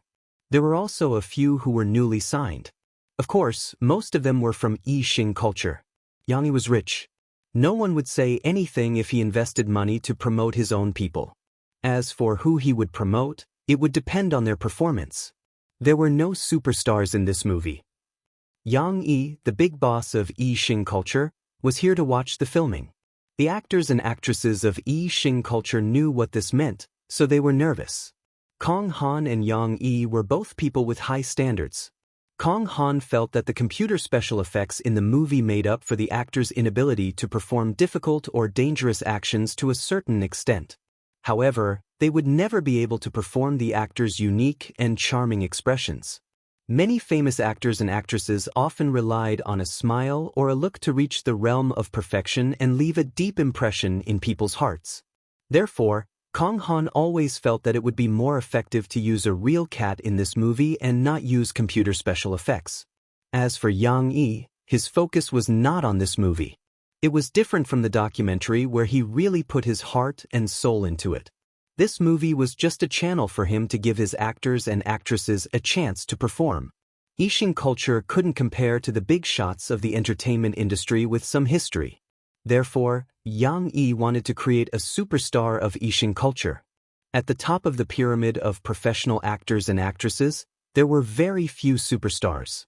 There were many stars in the country, but the number of real movie stars was very small. Superstars who could bring investment trust and box office returns were few and far between. In the domestic movie market, there were very few real superstars who could attract audiences to the cinema. There were no more than 10 of them, male or female. Moreover, this was the overall lineup of the Chinese movie market formed by combining the resources of the three countries on both sides of the Taiwan Strait. Other actors and actresses, although famous, could not guarantee box office returns. This included many names that the audience was familiar with. At the moment, the value of superstars was more reflected in the investment problem. When a movie had a truly luxurious cast, the investment problem was immediately solved. When a movie had a group of superstars, the future box office could be predicted. The investors would calmly invest a huge amount of money, not only to pay the actors and actresses, but also to use the scenes, special effects, equipment, and other aspects. Therefore, when a commercial film attempted to create some creative possibilities, it needed the protection of these big stars. For directors, this was often a very helpless reality. Kong Han was one of the few people in the circle of directors, but it was hard to say what would happen in the future. This was the rule of this commercial era. Only superstars could make Yi Xing culture rise to prominence in this industry. Once, when he was filming Cats in the City, Yang Yi wanted to make Zheng Tan into a superstar. Sometimes, as long as it was done well, animals could attract more box office returns than humans. Just because it did not happen now did not mean it would not happen in the future. Unfortunately, his wish did not come true. It could be seen from the reaction of the Jiao family during the documentary. This time, when they signed the contract for the movie, Yang immediately dismissed the idea. So, you want to see those seedlings perform?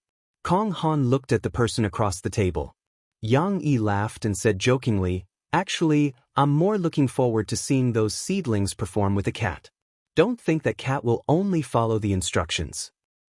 Chapter 344. Concealing one's weaknesses was a skill. While concealing one's weaknesses, one had to be able to conceal one's skills and not reveal one's true strength. This was what Zheng Tan had been pondering. When Zheng Tan had joined Xiaoguo's studio, he had heard a lot from the people in the working group. At that time, the people in the studio had said a lot of things in front of Zheng Tan. They even criticized him and pointed at him. They thought that Zheng Tan couldn't understand them, so they didn't care. Of course, they didn't dare to do that now. At that time, Zheng Tan had learned the difference between a field cat and the more attractive and expensive cat breeds. Sometimes, the more eye-catching cat breeds didn't even need to do anything in front of the camera to attract people's attention, while the more ordinary ones needed to do more. In front of the stage and behind the scenes, more things were always needed to make up for congenital deficiencies. Zheng Tan had learned to hide her weaknesses in front of the camera and present a better side of herself to the audience. That was what she had learned from filming her pets. Of course, concealing one's shortcomings and playing to one's strengths and avoiding one's weaknesses seemed to be a necessary skill for stars. How to smile, to what extent to smile, which side profile was better, and so on, were all clear in their hearts. Why did many runway models, especially those who had their own exclusive lighting design, try to build a good relationship with the lighting designer? Every model had their own strengths and weaknesses, and each face had its own characteristics. Different lighting effects could be presented as strengths or weaknesses. When walking on the runway, there were cameras all around. In order to capture a more perfect picture, besides makeup, lighting effects were also a very important factor. A suitable angle and eyes, plus the right lighting, could directly improve the effect of showing off. Showing off in front of the camera was a skill. Zheng Tan had been very skilled in using this skill after shooting advertisements for several years.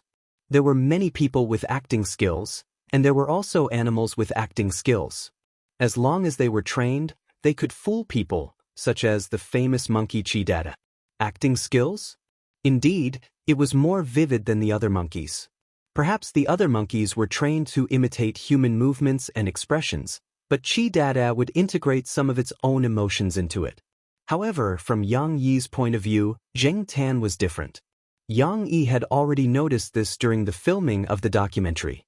Perhaps it was because he was now used to picking celebrities. Even if the person in front of the camera was just a cat, Yang Yi would not miss out on the small details. For example, Zheng Tan's small tricks in front of the camera. Sometimes, it was hard to associate this cat with a mongrel cat. It looked like a mongrel cat, but it felt different from the mongrel cats that one usually saw. This was also the reason why Yang Yi valued Zheng Tan. Perhaps, Zheng Tan himself did not know that his little tricks had been discovered. Previously, it was not without reason to include Zheng Tan in the superstar development plan. What a pity! Yang Yi lay on the recliner and looked out of the window, thinking about the possibility of tricking the cat over. On the other side, Zheng Tan squatted and looked at the three people blocking the door expressionlessly. He didn't make a sound or move. He just looked at them. It's here, it's that look again. Charlie, who was blocking the door, looked conflicted. They had to be conflicted. If they took a step back, they would feel uneasy. If they didn't, they would feel pressured under such a gaze. Every time they saw that look, they would feel a chill down their backs. Not just Charlie, even the other two people felt that way. However, because they promised Bosco to look after the cat, they didn't do anything. Thinking about the situation when Bosco went crazy, the three people who were about to move their legs put their feet back. Zheng Tan continued to stare at the three people expressionlessly. He had already stayed here for 2 days. The weather was good today, and the filming would only start tomorrow. At the beginning, he didn't have his own scenes. Yang Yi said to let him adapt here for a few more days. Cats need time to adapt to a new environment. Someone told Kong Han and Yang Yi that, so Zheng Tan was very free now. He didn't even need to look at the script. Charlie had already told him about the scene. When the time came, there would be someone to guide him step by step. He didn't have as much pressure as the actors. Once he was free, Zheng Tan wanted to go out for a walk.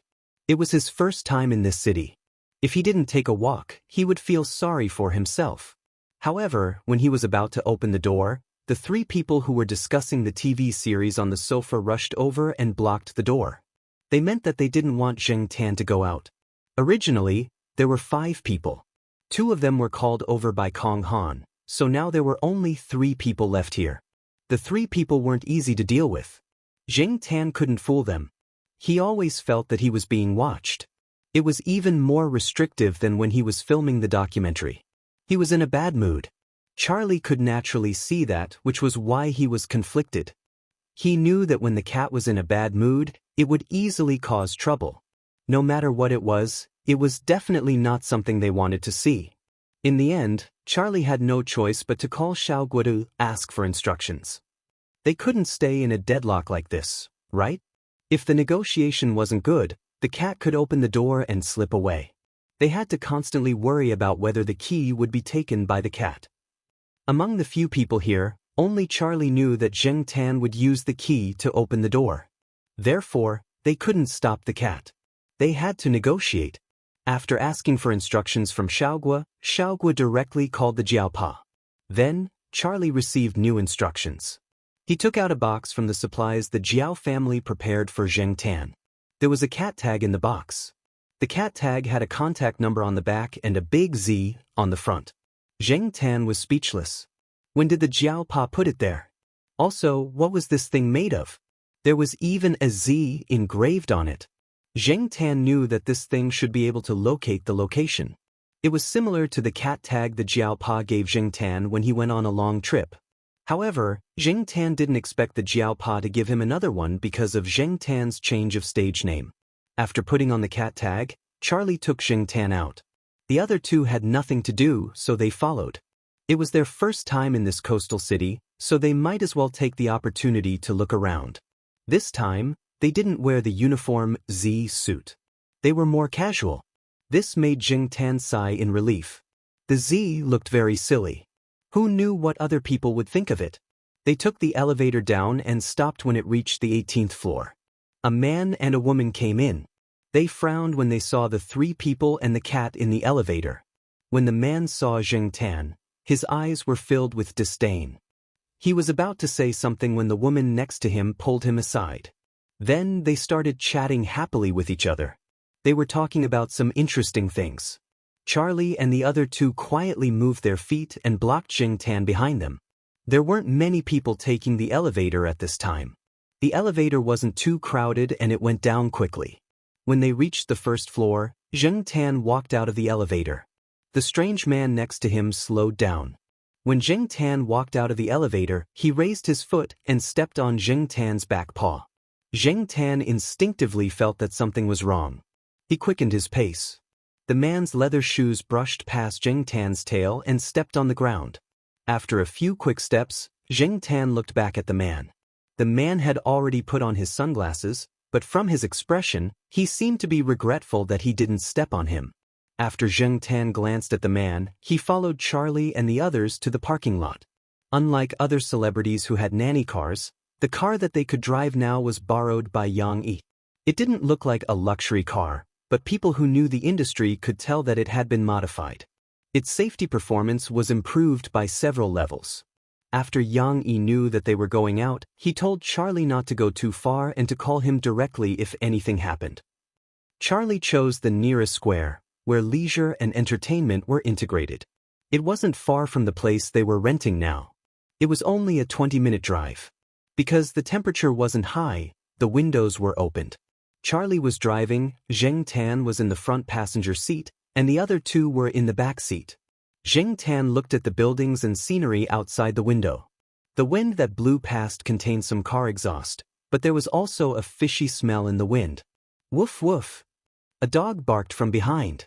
Zheng Tan looked over. There was a dog looking out of the rear window of the car diagonally behind. It barked when it saw Zheng Tan. Zheng Tan ignored it at first. However, the owner of the car seemed to be playful. He sped up and controlled the speed of the car so that the rear window of the car was level with Zheng Tan's front passenger window. Woof woof woof. The dog barked at Zheng Tan. It didn't know what it smelled, but it sneezed. *ck. It's snot coming out. Zheng Tan raised his hand to brush the fur on his face. He looked at the dog in front of him with a bad gaze. *ck. Pharaoh. It's really a pharaoh. This is considered an unpopular breed in the country. Hey, Charlie, look at the road and focus on driving. This dog looks good. It definitely won't be less than 50,000. Charlie glanced at it quickly, then stared ahead and focused on driving. Looking at its appearance, I estimate it to be 100,000 or even higher, said the other person. They knew a lot about pets like cats and dogs. They could estimate the approximate price at a glance. Zheng Tan didn't care if it was a pharaoh or a rat king. He wanted to punch it a few times now. Hey, it's still wearing a gold necklace. Wear a gold earring if you have the balls. Perhaps the owner of the other car was interested, and Charlie wanted to see the dog more. The two cars drove relatively slowly, and the dog didn't give up barking at Zheng Tan. Its paws on the window moved twice, as if it wanted to reach over. Zheng Tan stared at the dog with a gold necklace. His gaze became more and more dangerous. Not only did it snot my face, it also wanted to use its paws. Therefore, when the two cars were the closest to each other, Zheng Tan stretched out half of her body and slapped the dog's face.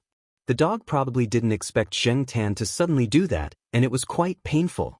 It was stunned, but it was soon annoyed. It wanted to rush out of the window, but it was pulled back by the people in the other car. What a joke! He was driving and he wanted to rush out? Was he looking for trouble? The two people in the back seat saw Zheng Tan's actions and were so scared that their hearts were in their throats. They quickly asked Zheng Tan to sit back down and not stick his head out. It was easy to get into trouble. Charlie also slowed down and distanced himself from the car. *ck. I was scared to death just now. One of them patted his chest. He thought that Zheng Tan would jump out directly. There were so many cars behind them. Jumping out was definitely asking for trouble. The car in front seems to be rich too. Do you think they will hold a grudge? The other person in the back seat was a little worried. He saw someone in the car take a picture of their car with his phone. Chapter 345. Looking at the distance between the two cars, the car in front had no intention of slowing down. Charlie and the others felt that the other party should not be so stingy. Otherwise, even if he did not immediately cause trouble, he would at least say some harsh words, right? Okay, don't think too much. We will reach the square soon, Charlie said. The two in the back seat made an N sound, but they felt that the other party's intention of taking a photo with his phone before leaving was a bit like the words, "Don't leave after school if you have the guts," after a conflict in elementary school. They shook their heads. They must be thinking too much. Zheng Tan did not think too much. Although he was sneered at just now, he slapped the other party and they were even. They came out to get some fresh air, not to be bullied. Adjusting their mentality and playing freely was the right thing to do.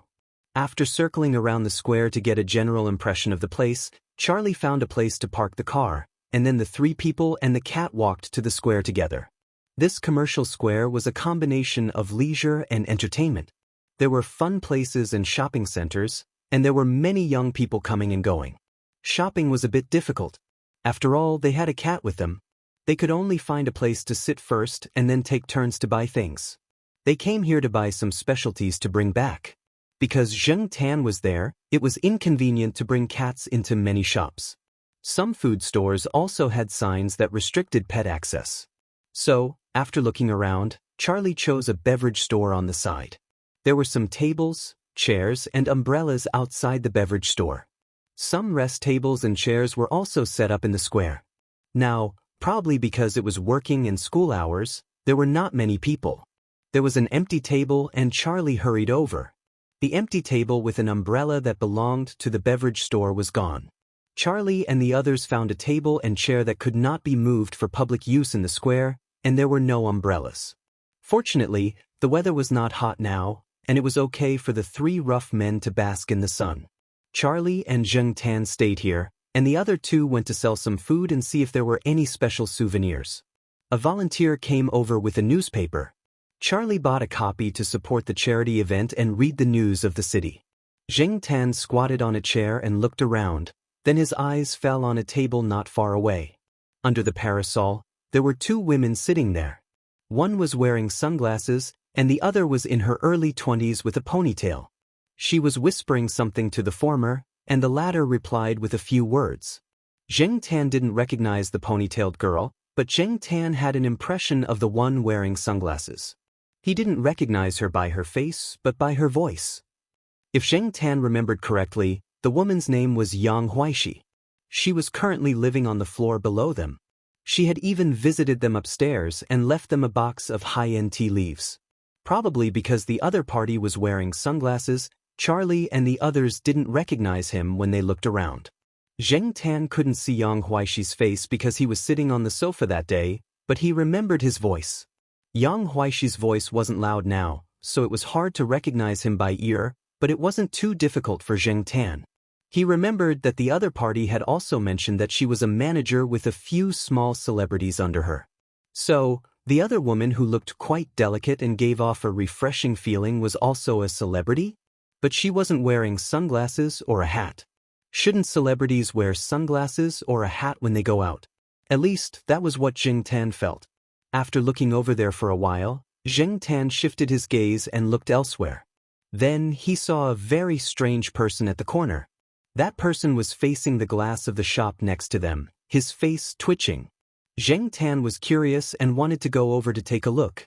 As soon as he jumped down from the chair, Charlie noticed him. Even when he was reading the newspaper, he would occasionally divert some of his attention to stare at Zheng Tan. Don't go too far," Charlie said nervously, afraid that Zheng Tan would run away. Although the cat had gone for a walk in Chuhua City when they were filming outdoor pet commercials and videos, this was an unfamiliar city after all, and it was difficult to deal with any trouble. Zheng Tan glanced at Charlie, indicating that he understood, and continued to walk in that direction. The shop at the corner was connected to the shopping center. It used one-way transparent glass, so people standing outside looked at the glass as if they were looking at a mirror. The person standing in front of the glass looked like he was in his early 20s, and his clothes were not conspicuous. At this moment, the person stood in front of the glass, his facial expression changing. Sometimes he was angry, sometimes he was worried, and sometimes he was embarrassed. One moment, it was as if he had swallowed a mouthful of delicacies, and the next moment, it was as if he had smelled dog poop, and he wanted to vomit all over the ground. People who didn't know what was going on would probably suspect that this person was crazy, or that his face was twitching. But Zheng Tan felt that this person seemed to be practicing his acting skills, because sometimes this person would stop and think, and then slowly change his facial expression in front of the glass. Zheng Tan walked over and squatted there to watch this person change his face, in front of the glass at a close distance. Probably because Zheng Tan's attention was too strong, the person's line of sight moved slightly to look at the cat's reflection in the mirror, and then turned sideways to look at Zheng Tan, who was 1 meter behind him, and then scratched his head awkwardly. It was always a little embarrassing to be looked at like this, even if the other party was a cat. "Boots, come here for a moment." Yang Huaishi waved over. At the same time, Zheng Tan also noticed that Yang Huaishi was sitting at the table where he was sitting, talking to Charlie. Another young woman also sat over. "Mr. Charlie, this is Xue Ding, we all call him Little Boots. Boots, this is Mr. Charlie." Yang Huaishi introduced them to each other. There were only 4 chairs here, and now that 3 people came over, Zheng Tan didn't sit, and just squatted at the side. He didn't need to argue with the 3 people over a seat. Charlie glanced at Zheng Tan, and seeing that Zheng Tan didn't seem to be impatient, he let out a sigh of relief, and then continued to talk to the 3 people cautiously. After listening to them, Zheng Tan found out that the girl with the framed glasses was called Tao Qi, and the young man who was practicing his facial expression in front of the glass was called Xue Ding, and they were both playing supporting roles in the film.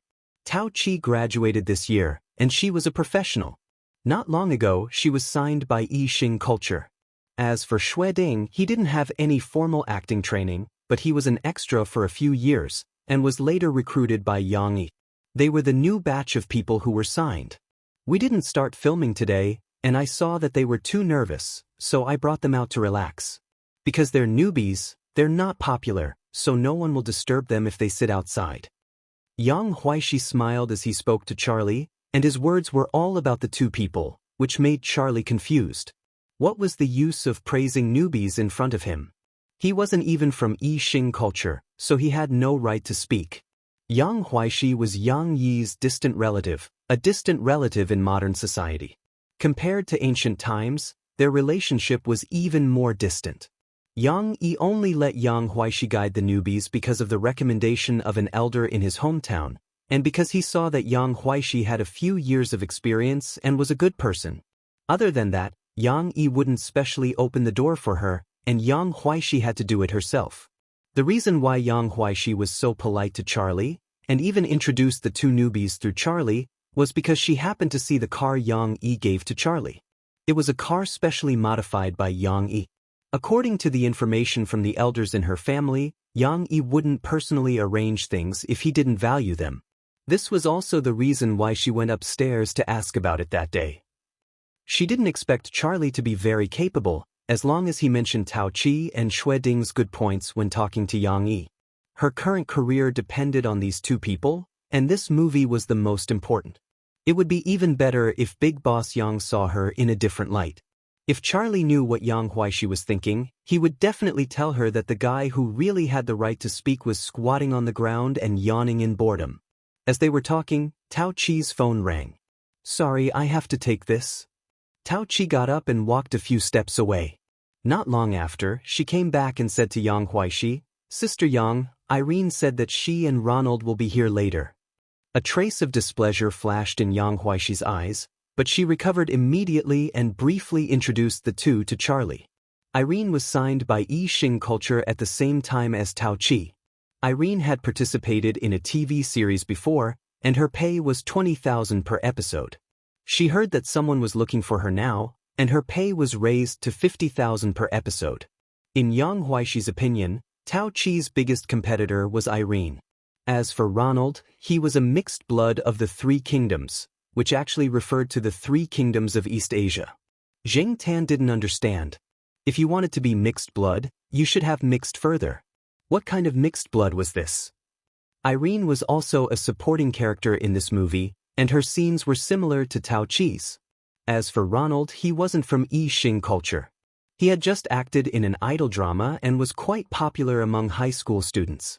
At the same time, he was also the second male lead in this movie, and his scenes were more than the other supporting characters. Yang Huaishi's hidden meaning was that Ronald had some family background, and he got this movie through connections. Jing Tan could tell that Yang Huaishi didn't like the two of them, especially Ronald. Jing Tan didn't like Ronald either. This was a kind of intuition. Soon, Jing Tan's intuition came true. The person who was walking over, wearing sunglasses and acting like an idol, was Ronald. He was also the guy who almost stepped on Jing Tan's foot today. When Ronald walked over, Jing Tan noticed that several girls were glancing in his direction. They hadn't been there before. At the same time, Jing Tan felt Ronald glancing in his direction and immediately became alert. "I'll go get 2 stools, Xueding stood up and said.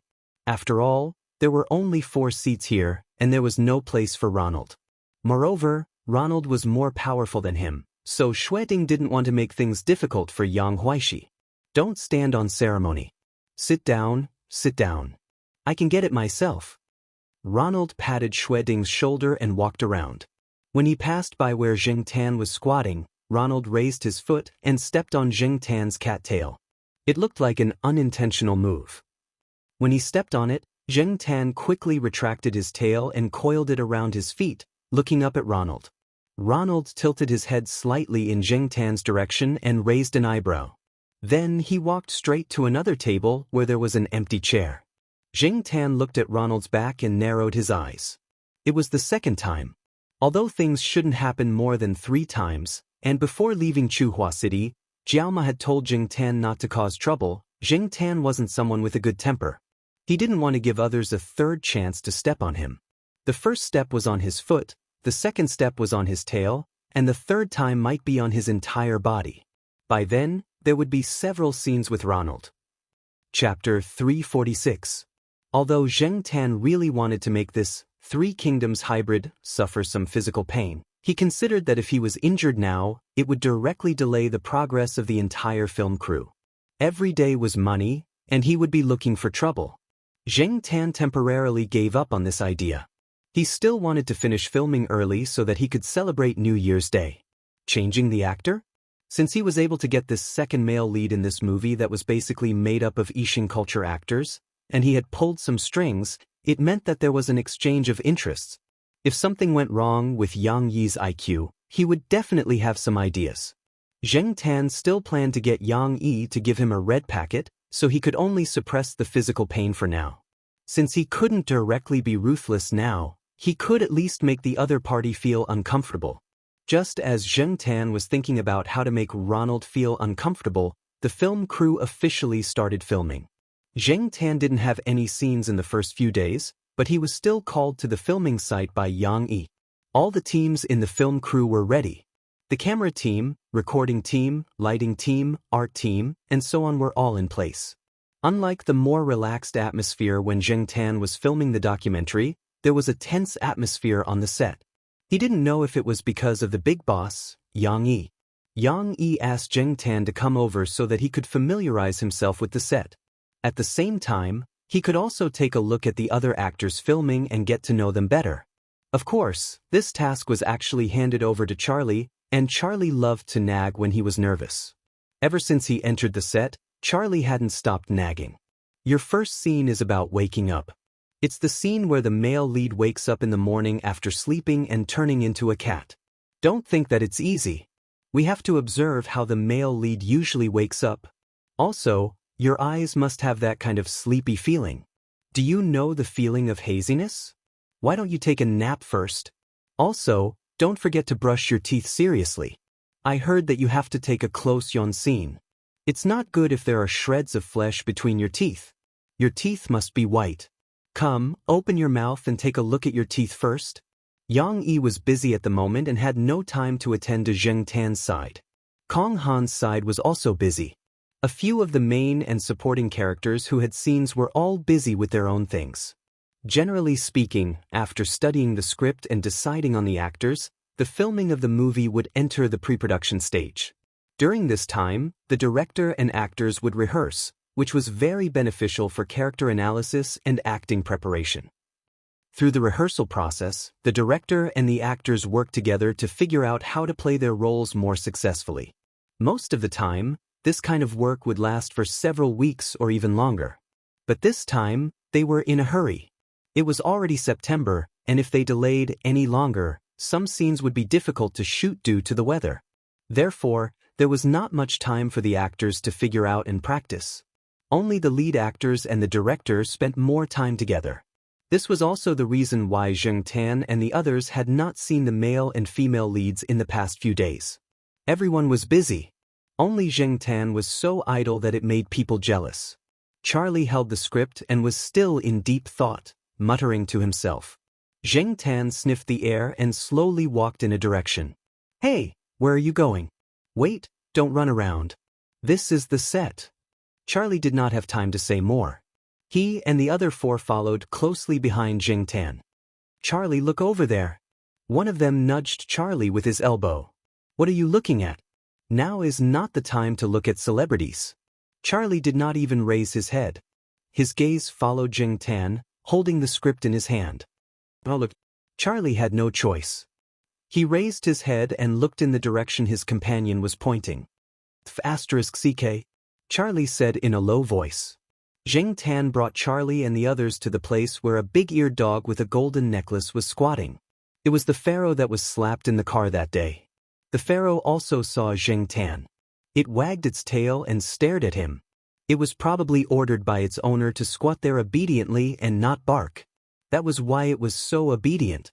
Otherwise, if there was no guarantee, Yang Yi would not easily let someone bring a dog into the set. However, there did seem to be a dog in the movie, but according to the original script, it should be a small Yorkshire, not a big Pharaoh. Just as Charlie and the others were thinking about leaving quickly, a voice came from the other side. Yo, what a coincidence! The owner of the voice walked towards the Pharaoh. Judging from the Pharaoh's servile manner of wagging its tail, he knew that it was its owner. Charlie and the others suddenly became nervous. When this person said, "What a coincidence," he did not look surprised at all. It was obvious that he knew that they would come here. "Sure enough, I told you that they wouldn't let it go." The other two people who went out with Zheng Tan that day whispered. "Oh no, he won't find trouble with Black Z, right?" Another person said. As they were talking, Yang Yi asked Charlie and the others to go over. "Old Wang, are you talking about them?" Yang Yi pointed at Charlie and the others who had uneasiness in their eyes and said to the person who was touching the dog's head, "Yes, you don't know. That cat has a bad temper and is very brave. It was lying on the car window and slapped it when it rushed over," Old Wang said with a smile. He did not look angry. "You must have provoked it first," Yang Yi said with certainty. Old Wang just smiled and did not refute, but his eyes were staring in Zheng Tan's direction. Zheng Tan was not afraid. When he saw the dog, he had thought about it. Regardless of whether the other party came here intentionally or not, if they met now, if the other party insisted on pursuing the matter, he could still ask Yang Yi for help. If he backed off now, what would he do if he could not find anyone to help him when trouble came? He was not familiar with the place. The Pharaoh Hound's owner was surnamed Wang. Although Yang Yi called him Old Wang, he was actually 36 or 37 years old, not even 40 years old. He looked like a nouveau riche, but he knew both Yang Yi and Kong Han. From the way Yang Yi spoke to him, it could be seen that he had a good relationship with Yang Yi. After Charlie came over, Old Wang chatted with Charlie, which made Charlie and the others feel much better. "So, the original Yorkshire's role has been changed to this Pharaoh Hound?" Charlie looked at Yang Yi. "Yes, we have already discussed with Yorkshire's owner. When the time comes, we will let Mika appear. The script has also been slightly adjusted." "Take a look," Yang Yi said. Originally, the Pharaoh Hound was named Michael by Old Wang's wife. Old Wang said that he wanted to give it a more Western name. In the end, Old Wang, a bad student, said that the name sounded like a card seller, so it became the current Mika. It must be hard for Mika to have a bad student as a master, Yang Yi thought. So that was it. Charlie and the others were relieved. Haha, this is also called no discord, no concord. Indeed. Mika had been trained, but it was easy to get carried away. That day, it was leaning on the car window to bark. As for sneezing, Zheng Tan now knew. Under non-training conditions, this dog would sneeze as long as it was stared at for more than 15 seconds. Zheng Tan stared into Mika's eyes. After 10 seconds, the dog could no longer sit still. After another 5 seconds, it sneezed. Continuing to stare, it continued to sneeze, and it even turned left and right and whimpered softly, as if embarrassed. Of course, this was only the reaction of people who stared with good intentions. If they had bad intentions, the treatment was completely different. Not only would it bark, it was possible that it would pounce and bite. The film crew was very polite to Old Wang, and so were the actors. They probably knew that this person was a potential investor. Even if there was no investment in this movie, there would be investment in the future. It was better to build a good relationship. After leaving, Charlie and the others were talking. In the narrow corridor, a few people walked over. "Excuse me." The person walking in front forcibly blocked Charlie and left the corridor for the people behind. Although it was not spacious, it was still possible for 3 people to walk side by side. However, that person blocked Charlie and the others, making it difficult for them to move. It was not until all of them had walked past that he let go of Charlie and the others. "Hey Charlie, who are they?" The person walking in the middle is called Ronald, an idol star. "You two didn't go out that day, so you didn't see him." "Oh, it's him. He's not a big shot, but he's so arrogant," one of them muttered. "He has a backer." "Forget it, it's nothing. Don't worry about it." Adhering to the principle of taking a step back, Charlie continued to walk with his people, And Zheng Tan heard the words of the people who had already walked past. We were a little too tough just now. We still don't know the details of the other party. The person who spoke was the person next to Ronald, who should be an assistant or something. Ronald smiled nonchalantly and said, "He's just a cat feeder. Do you really think he's that capable? Listen to him. He's just a cat feeder." His tone was just like how some people who lived a luxurious life would mock the villagers, saying, "He's just a farmer." He was blatantly looking down on others. Looking down on Charlie? Isn't he just a cat feeder? Doesn't have much capability? Just wait and see. The few of them spoke softly, probably for the sake of their image. Others did not know what they were talking about, but Zheng Tan's sharp hearing allowed him to take note of it. After filming began, Zheng Tan saw the two main leads, Wei Wen and Shi Xiaotian. Wei Wen was now regarded as a goddess by many young people. Needless to say, she was extremely charming. As for the male lead, Shi Xiaotian, he was the type that everyone from teenage girls to middle-aged women in their 50s or 60s adored. He was a rather cheerful young man. Be it Wei Wen or Shi Xiaotian, both of them were very well behaved. Or rather, they knew how to restrain themselves and knew where they stood. Firstly, they were not big shots. Secondly, they did not have a strong backer. And thirdly, they had to work hard to impress the big boss. Of course, they would do their best to showcase their strengths. In the film crew, regardless of whether it was the lighting, prop masters, or some of the workers whose faces were hard to remember, the two of them behaved appropriately and did not lower themselves or appear to be high and mighty. Charlie, who had just chatted with Shi Xiaotian and Wei Wen, was now in a state of excitement. He held on to the autograph and shared his excitement with the other four teammates. Zheng Tan, on the other hand, was much calmer. He saw Wei Wen and Shi Xiaotian walking over to talk to a person who was fiddling with the camera. They addressed him as Teacher Jiang, politely and respectfully. At the same time, Tao Qi and Xue Ding, who were memorizing their lines, were leaning against the wall near Zheng Tan while Yang Huaishi was whispering to them. If they were just memorizing their lines, Zheng Tan would not have paid much attention to them. However, they were talking about the person who was filming. That person's surname is Jiang. Tao Qi, you should know him. He's in charge of filming and also a teacher of your drama academy. He has the right to stop filming on the set. Zheng Tan looked at the middle-aged man whose looks were really unflattering. He was a figure that could be easily overlooked, but could not be ignored. Chapter 347. Based on Yang Huaishi's words, this Mr. Jiang seemed to have some background. That was to be expected. Anyone who was invited by Yang Yi to the film crew, be it filming or delivering lunchboxes, was no ordinary person. He had long heard that many film crew members were capable of doing their own professional work and dealing with unexpected situations such as fires and explosions. They were all amazing people. As for this Mr. Jiang, his job in the crew was to hang the film on the camera and film it.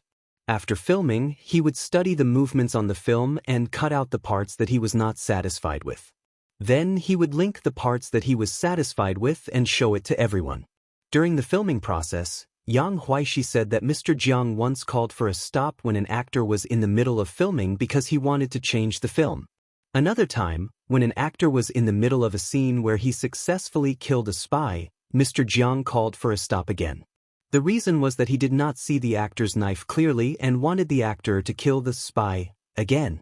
That actor and the spy, who was lying on the ground covered in blood, both cried silently. Later on, some actors would ask him before filming, "Mr. Jiang, are you done hanging the film?" Or, "Can you move the camera so that we can see my movements clearly from here?" However, this person had his own ideas and it was difficult for others to change his mind. Of course, if it was a big-name actor, he would not call for a stop and would only cooperate. As for small actors, sorry, they had to listen to Mr. Jiang's words. Zheng Tan walked in front of Mr. Jiang and looked at him. He wanted to understand this person's temper and what he thought of Ronald and himself.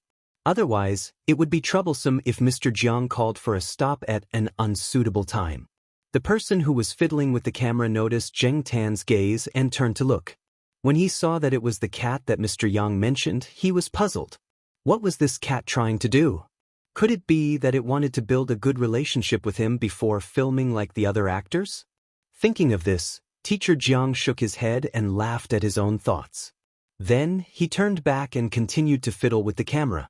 After a while, he found that the cat was still next to him, seemingly interested in watching him fiddle with the camera.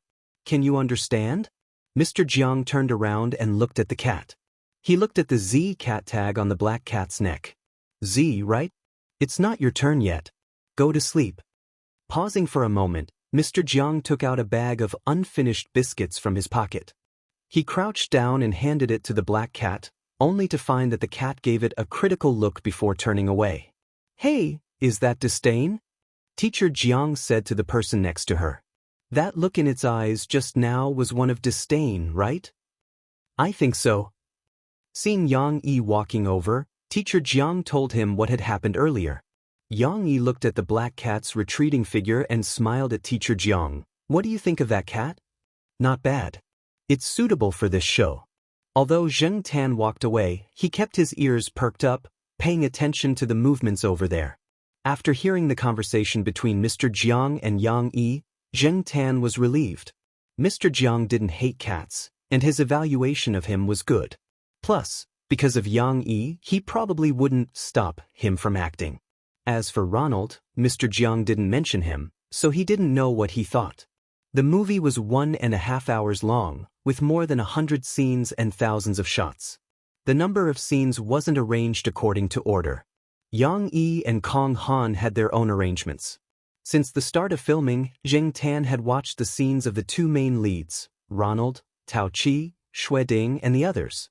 Except for a few NGs at the beginning due to nervousness and unfamiliarity, everyone was fine in the next few days. Kong Han didn't show a sour face either. Although Zheng Tan didn't like Ronald, his acting was really good. He didn't know if it was because he was playing the role of an arrogant rich second generation, but his acting wasn't bad. The scene they were filming now was the scene of the male lead, female lead, and Xue Ding. As the neighbor of the male lead, Xue Ding's side character appeared quite often. Zheng Tan squatted next to Yang Yi, listening to Yang Yi and old Wang talking in a low voice. There was no one else here, so their whispering wouldn't be heard by others. That side character isn't bad. He wasn't overshadowed by the two main leads, nor did he steal the show. His acting is okay too, old Wang said. He didn't use too many professional words to comment and instead just gave a simple summary. Wei Wen and Shi Xiaotian were both talented and had received professional education and training. They also had experience in acting. Hence, there was no doubt about their abilities. If they weren't capable enough, Kong Han wouldn't have let them play the lead roles. To everyone's surprise, Xue Ding, who usually didn't stand out, was also praised by Kong Han and old Wang. Old Wang's evaluation of Xue Ding's not bad was already considered high. He's a newly recruited extras, Yang Yi said. Although it couldn't be seen on his face, one could tell from his tone that he was quite satisfied with Xue Ding's performance. One of the reasons why Hollywood movies were so popular around the world was because of their actors. Not only did they have a team of international stars, but they also had hundreds of thousands of professional and semi-professional actors. In Hollywood movies, the pedestrians on the streets, soldiers in battle, tourists on the beach, and diners and restaurants were almost all played by professional and semi-professional actors. They weren't random passers-by. Over there, even if they were working as extras, they could still earn a middle-class income. This large and high-quality team of extras was an important part of the strength of Hollywood actors. Similarly, there was also a team of more than 100,000 extras in the local movie industry who were often referred to as drifters in the industry. However, the standards of local extras were mediocre and they generally didn't receive professional education. Most of them didn't have the basic qualities of an actor and were just living props during filming. Most extras couldn't catch the eye of those professionals, but there were a small number of extras who could master a certain level of acting skills after a long period of practice, such as Xue Ding. Back when he was overseas, Yang Yi had specially observed the filming of movies over there. After he returned, he also went to some filming locations to take a look at the extras. Xue Ding was discovered by Yang Yi at that time. After observing him for a period of time, he finally decided to sign him. Yang Yi was a person who liked to discover new things. The older generation of performing artists once said that there are only small-time actors on the stage and there are no minor roles. Even if it's just a line, it has to be well acted out. Even if it's a supporting role or a cameo, the effort and enthusiasm put into it should be comparable to playing the lead role. Yang Yi said, I once found out that the kid practiced the action of drawing a gun hundreds of times just to play the role of a cameo police officer. Yang Yi took a fancy to Xue Ding's serious attitude. There were so many actors every year, and most of them had received systematic training. Even if they were professionals, after a few years, some were very famous, some were unknown, some had superb acting skills, and some were just there to make up the numbers. Character and ability weren't proportional, and reputation and talent weren't always proportional. Have you heard of a saying? Youngest. What? Stupid people can't put in the effort to be stupid. Stupid is what smart people do. Old Wang smiled and didn't say anything. He was recognized as a bad student back then, but looking at it now, those classmates of his, those peers who were once high-spirited, were still working day and night for a house. Zheng Tan was deep in thought at the side. After another week, it was finally Zheng Tan's turn. Since the day before, Charlie had been acting even more nervous than Zheng Tan, which amused Yang Yi. Of course, perhaps in the eyes of many, cats wouldn't be nervous and wouldn't realize what they had to do next. The one who was nervous was naturally Charlie. That was understandable, and everyone expressed their understanding when they saw Charlie. Charlie was on the verge of tears. After arriving at the set, Charlie once again told Zheng Tan about the scenes he had to film today. After a break after Wei Wen and Shi Xiaoyan's scene, Zheng Tan's scene began. Charlie gripped the script tightly, his palms sweaty, and the paper of the script was wrinkled. Everyone around them craned their necks to watch, and the actors who had just finished filming the previous scene didn't leave either. It was their first time acting on the same stage with cats, and it was a novel experience for them. Even Yang Huaishi didn't analyze the roles and lines for Tao Qi and Xue Ding, which was rare. Where's the cat food? Where's the cat food? Don't they have to prepare food when filming a pet film? Everyone was puzzled. Old Wang brought Mika along and watched from a close distance, which was rare for them. After receiving an okay from Charlie, Kong Han gestured for everyone to get into position. Action. After waiting for a few seconds, there was still no movement. The bulge on the bed looked like it was really asleep. Everyone around them was puzzled too. Do we have to use cat food to tempt it? Charlie and the rest were anxious. Black charcoal wasn't like this in the past. It would start as soon as it was shouted. Could it be that it didn't understand the word action? That didn't seem right either. Xiaoguo would sometimes say action, and it would also say action when filming documentaries. Sometimes it would directly shout action, and this cat would also be very cooperative. What's wrong with it today? Ronald sneered as if he was watching a good show. His manager beside him tugged at his sleeve and pursed his lips disapprovingly. Kong Han frowned and then looked at Charlie. Charlie was so nervous that he was sweating all over. Seeing that Zheng Tan didn't cooperate after Director Kong shouted, action, and Kong Han looked over, he panicked and couldn't care less. He said to the other side, Z, it's starting. The other side finally moved. In a somewhat messy room, on a small bed, a furry pointy black ear peeked out from under the thin blanket. The alarm clock rang. The lump on the bed moved, and the tip of a black inverted triangular nose peeked out from under the thin blanket. Probably because of the discomfort, a few long whiskers also shook twice. Its mouth opened and yawned, revealing the white fangs in its mouth. Its mouth was wide open because it was yawning, and its tongue was covered in spikes. It was obviously not a human's. Its half-opened eyes were hazy as if it had just woken up. It raised its head slightly and looked in the direction of the window. Because of the light shining in from the window, the pupils in its eyes shrank from oval to narrow shuttles, like a predator that had just woken up in the jungle. For this scene, from waking up to feeling uncomfortable to standing in front of the full-length mirror, there were no less than 10 takes. They were shot separately, and there was also a scene where it walked upright, which was also shot several times. It wasn't that Zheng Tan couldn't act, but that he didn't dare to act directly. He would be treated like a monster. Therefore, Zheng Tan pretended to be stupid and didn't act according to the script. Naturally, Kong Han would shout cut. But what Zheng Tan didn't know was that in the eyes of Kong Han and many others, this was enough of a hassle. After filming this scene, the people around them were still praising it, and Zheng Tan's face was hot. Chapter 348. The first day of filming went smoothly, and Charlie and the others were relieved. When they reported to Xiaoguo on the phone, their tone was very relaxed. This made them feel more confident about the upcoming days of filming, and they were not so nervous anymore. The people in the film crew are very good to us. Whether it's Director Yang or Director Kong, they're all very nice to talk to. The people in the film crew are also very polite to us. No, we didn't reveal anything. Of course, we know that. We won't reveal Black Charcoal's background.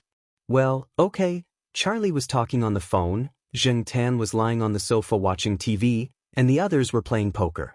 The TV was playing an idol drama, and it was the one that Ronald was in. Ronald's role in the drama was very similar to that in the movie.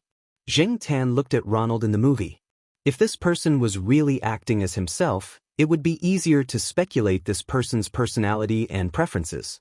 Zheng Tan had once thought of causing trouble and refusing to cooperate with Ronald when she was acting in the same scene as him. However, after thinking about it, she realized that it would only lower her reputation in other people's hearts and would not have much effect on Ronald. The only reason there was a cut was because of Zheng Tan, not Ronald. The film crew would definitely sympathize with Ronald. Not only would it be counterproductive, but it would also interfere with the progress of filming. This method could not be used. While watching the melodramatic drama on TV, Zheng Tan recalled the script. Black Charcoal, watch less of this kind of drama.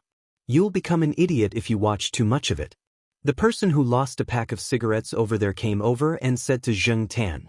At the same time, he planned to take the remote control at Zheng Tan's feet and change the channel. This person naturally did not think that Zheng Tan could really understand these dramas. He only thought that Zheng Tan was watching the annoying Ronald, and he wanted to watch a war of resistance against the Japanese. Zheng Tan raised his paw and pressed down on the remote control when he reached out, not allowing him to take it. Meeting Zheng Tan's gaze, the person shook his head helplessly. Okay, continue watching. After that, the person returned to the game and continued to play. After the drama ended, Zheng Tan looked at the clock on the wall. It was almost 11 o'clock. It was better to wash up and go to bed. He still had to continue filming tomorrow. There were only 3 rooms here. Zheng Tan had 1 room to himself, and the other 2 were divided among the 5 of them. In the following days, Zheng Tan was still very idle. In the beginning, he wasn't used to it. After all, there were so many people around him. There were celebrities, and perhaps even future best actors and actresses. It was impossible to say that he was completely calm. However, Zheng Tan quickly got used to it. He even had the time to think about when he should behave more clumsily. On this day, there was Zheng Tan's scene again. The male lead went to the supermarket to buy an electric toothbrush. He thought that brushing his teeth after he turned into a cat would save him a lot of trouble. However, as soon as he paid for the toothbrush, he realized that black fur had started to appear on the back of his hand. He knew that he was about to turn into a cat, so he quickly drove home. There was a period of time for him to change from a human to a cat. He had to return home during this period of time. There was also a process of racing. Of course, during the filming, it wasn't really racing. He ran upstairs like a gust of wind. After he ran home, he slammed the door shut. The scene changed. In the room, the shopping bag rolled all over the floor. The person who had just entered the door was gone. There were only clothes and pants on the floor. A black cat crawled out of the sweatshirt. The filming went very smoothly. When Zheng Tan crawled out, he even performed exceptionally. He looked like he was panting, and then he lay down as if he had lost all his strength. This scene is over. Kong Han was very satisfied with the results and progress of this morning's filming. He thought that it would be great if it continued like this. Unfortunately, Kong Han's good mood didn't last long. During the afternoon's filming, Kong Han flipped out. NG again, NG again, NG again, NG again, NG again. Kong Han slammed the rolled-up book in his hand onto the floor. His face was gloomy. Unlike his usual friendly attitude, Kong Han changed when he was filming. Sometimes he was irritable, and sometimes he looked like he was unapproachable. Zheng Tan looked at Ronald, who also looked unhappy, and the lead actress, Wei Wen.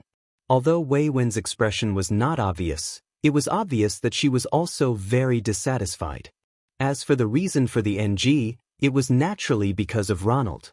Before the filming started, Kong Han had told the lead actors and supporting actors about the scene. Although he didn't explain it in detail or in depth, this movie didn't have much depth to it. It sold novelty and comedy. But even if it didn't have much depth, it still depended on acting skills. When he talked about the scene, the other actors were very cooperative. Only Ronald didn't. He went out to fool around every 2 or 3 days. Kong Han also didn't force himself to be annoying. Originally, Kong Han thought that the role of the second male lead in the movie wouldn't be too difficult for Ronald. He was basically acting as himself, but there were always problems. Now, everyone was playing along with him, but he only had a straight face. He didn't even humbly ask about what he did well. There was a saying in the industry, when standing in front of the camera, you are the actor's only support. Therefore, even if all kinds of advanced modern equipment were fighting to go on stage, and directors could stare at the monitor from other places and give instructions, Kong Han was like most directors every time. He stood next to or near the camera so that it was more convenient for the actors to communicate with the director directly. He didn't want them to feel uneasy after filming a scene and think about how it was shot and what the director thought. But now, young Master Ronald didn't give him face. Although Kong Han was angry, he couldn't let Ronald be like this. "Ronald, come here," Kong Han said in a very bad tone. Ronald still looked unhappy. He only gave face to Yang Yi here. He didn't even give face to Kong Han. The assistant whispered a few words of persuasion before Ronald reluctantly walked over. Kong Han was so angry that he almost suffered internal injuries. At the same time, Kong Han decided in his heart that in the future, Ronald would be eliminated from all the movies he directed. This time, he let him join as the second male lead because of Ronald's father. Did this person really think that he was a super movie king that everyone wanted?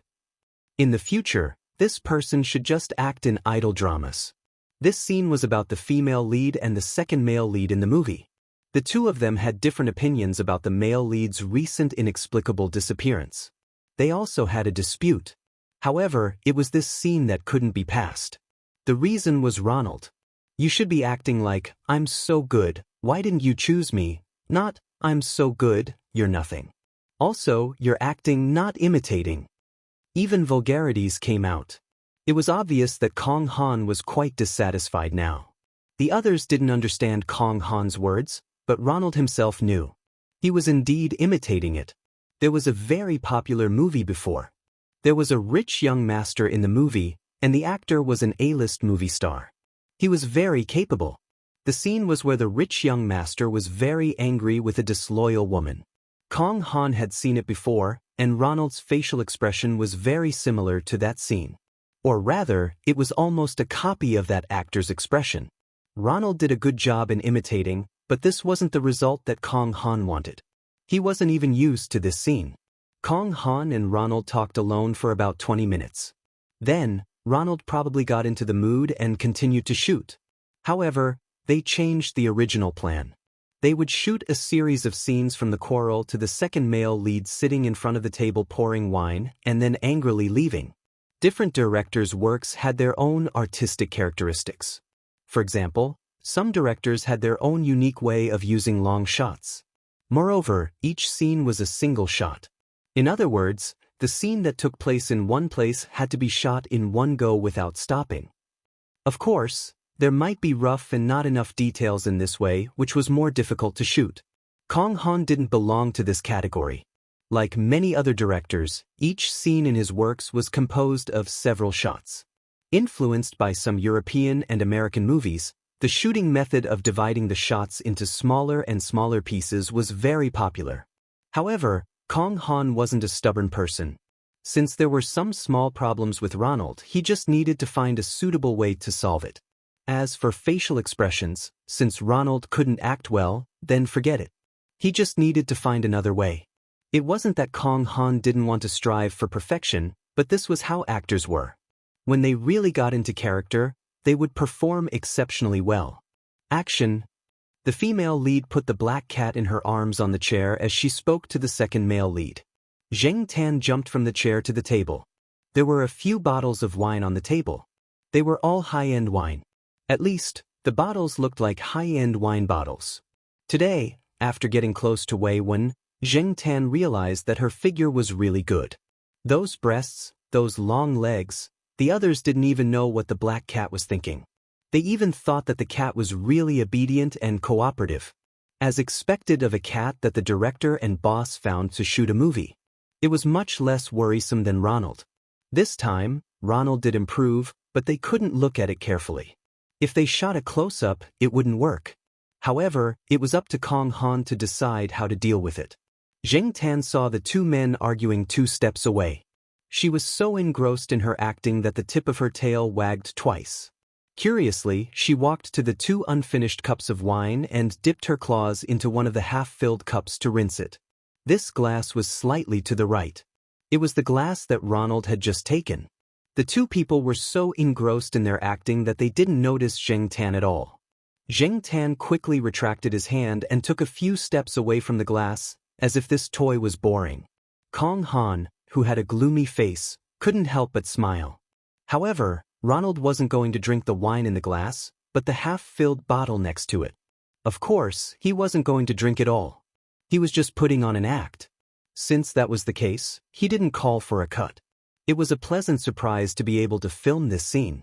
When the time came, it would add a joke to the movie. Perhaps the audience would think that this was the original arrangement. After the protagonist turned into a cat, she didn't like the second male lead, so she reached out her paw to stir the wine in the glass. She thought that she could trick the other party, but she didn't expect that the other party didn't take the wine glass. Instead, he took the half-filled bottle next to it. Besides, it wasn't easy for Ronald to make such progress. It would be a pity to stop. No one wanted to accompany him in NGs. The others around them had the same thought as Kong Han.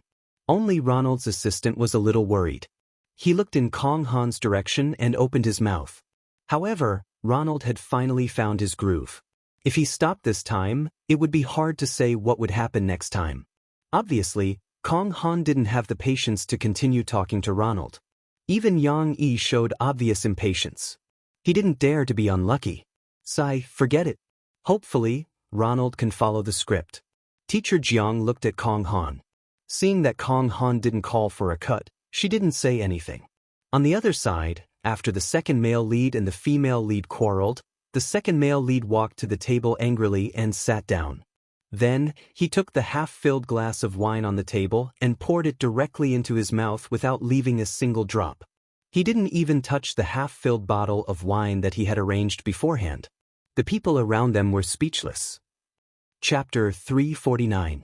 Next to them, Tao Qi, Xue Ding, and the others were holding back their laughter until their faces turned red. Yang Huaishi even covered his mouth, afraid that he would really laugh out loud.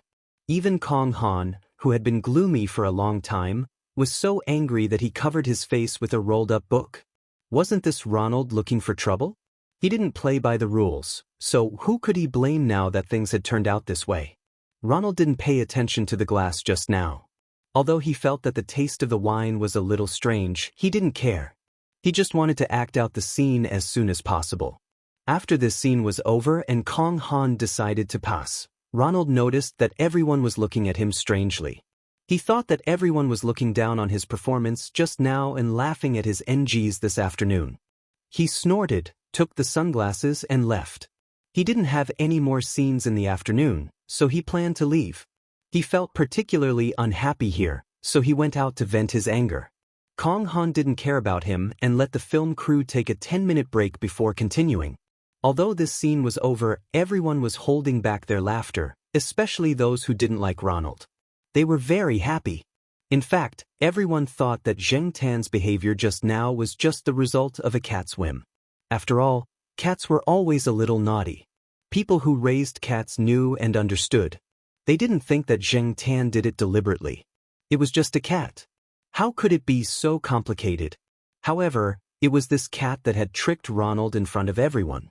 Everyone felt that Ronald had asked for it. This was what Zheng Tan learned from Zhuokitten. Zhuokitten's method of teasing teachers and students made Zheng Tan know that once you understood a person's habits, tricking them was a matter of minutes. Long before this scene, Zheng Tan heard Ronald complain to his assistant about why he had to drink from a bottle. It was too indecent, like a homeless person on the street. Zheng Tan saw that in the idol drama that Ronald acted in, there was no one who held a bottle of wine. Instead, he held a wine glass like a noble. Moreover, Ronald was a bit of a person who did things his own way. No matter what others said, he only did things according to his own preferences. To put it nicely, it was a love of inappropriate self-expression. To put it bluntly, it was called messing around. Zheng Tan was just giving it a try today. It didn't matter if he couldn't trick Ronald. He wouldn't stop the show midway. He didn't expect Ronald to really drink it. In fact, the wine in the glass wasn't real wine. It was just some concocted drinks that looked very similar to those high-end wines. But what was in the drink after the cat's paws were rinsed? Dust? Bacteria? Oh, there were probably a few strands of hair from the cat's front paws, which were used to sweep the floor and step on the toilet every day. He drank all of it just like that. He drank so boldly. In many people's eyes, Ronald had drunk the cat's foot-washing water. Of course, they wouldn't go out and talk about it. They were still filming and it would cause trouble. Ronald only found out about this the next day. He was so angry that he smashed everything in his room. On the set, he didn't like anyone, and his attitude wasn't good either. Especially the way he looked at Zheng Tan, it was as if he wanted to fight him to the death. His assistant and manager both advised him to bear with it for the time being, but it was obviously to no avail. One day, Ronald was late for the 7th time. Lao Wang laughed. "Heh, you're quite a big shot." Other than Yang Yi, only Lao Wang would say this directly. He didn't avoid anything and wasn't afraid of Ronald's revenge. He knew Ronald's background and could deal with it. Lao Wang looked carefree and said whatever he wanted, but if there was really someone he couldn't afford to offend, Lao Wang wouldn't say it like that. He wasn't stupid, and he definitely wasn't stupid to be able to work so hard to get to where he was now. This, was obviously mocking. Ronald also heard it and glared at Lao Wang. Lao Wang smiled and greeted him, not avoiding his gaze. In the end, it was Ronald who looked away first. Lao Wang dug his ear with his little finger and turned to look at the dog next to him. "Mika, why do some people take things too hard and look for trouble?"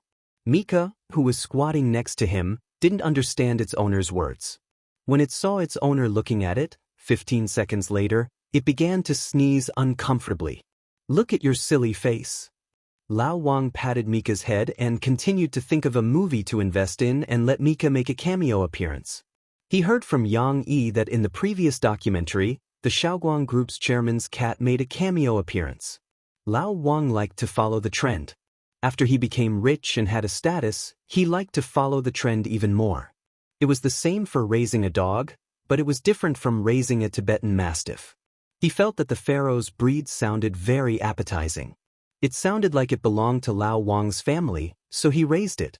Of course, those who could make him follow the trend were those who had a much higher social status than him. As for Ronald and Ronald's father, the father was good, but the son was a burden. "Fortunately, my son taught him well," Lao Wang thought proudly. In fact, if it was in the past, Ronald wouldn't have directly thrown his temper at teacher Jiang and the others. He wouldn't have casually offended those who had some seniority in the circle. However, Ronald's mood had taken a turn for the worse these few days, not only because of Zheng Tan's actions that day, but also because of Kong Han's high expectations. When the pressure was great, his temper would become irritable. He would only restrain himself when Yang Yi reprimanded him. Kong Han almost asked him to leave directly. He would rather reshoot. If Ronald's father didn't call him personally, Ronald might not even be on the set. After being reprimanded by his father, Ronald was well-behaved for a few days. However, he was only well-behaved for a few days. Very soon he started to cause trouble again. He would get injured every 2 to 3 days. Although it was a small injury, it was enough to make people worried. What was even funnier was that these injuries were all self-inflicted. For example, he insisted on taking a detour from the originally planned route. In the end, he almost scratched his leg. Although the frame built for the cat looked similar to the ladders that people commonly used, it wasn't specially made for people to use. During the shoot, Ronald didn't follow the original script to climb the stairs. Instead, he ran to climb the ladder. If Kong Han hadn't shouted cut, he would have really stepped on the cat and used the ladder to climb up. It would be lucky if he didn't fall and get injured. Zheng Tan didn't take the initiative to provoke him.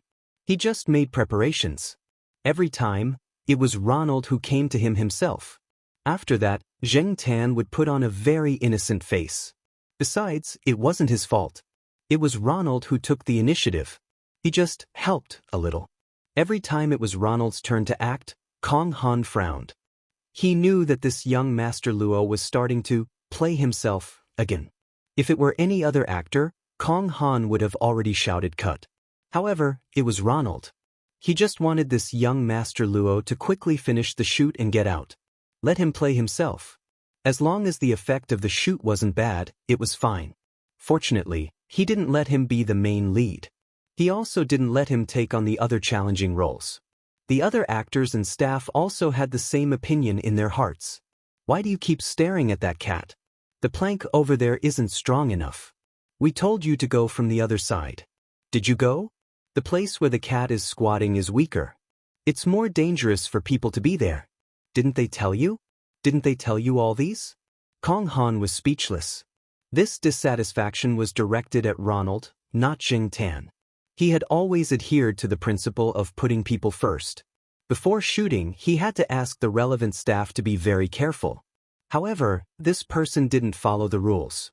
If Kong Han's status in the circle was higher, he would definitely let Ronald leave directly. However, Kong Han was still young and hadn't worked hard to reach that height. Some things had to be endured. However, he complained a lot to Yang Yi in private.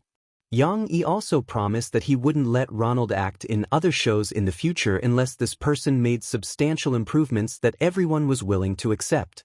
Until then, it was better to not see it. Amid such fear, the shooting came to an end. Ronald's last scene was a bit of a struggle. He didn't chase after the gangster, but ran behind the cat's butt.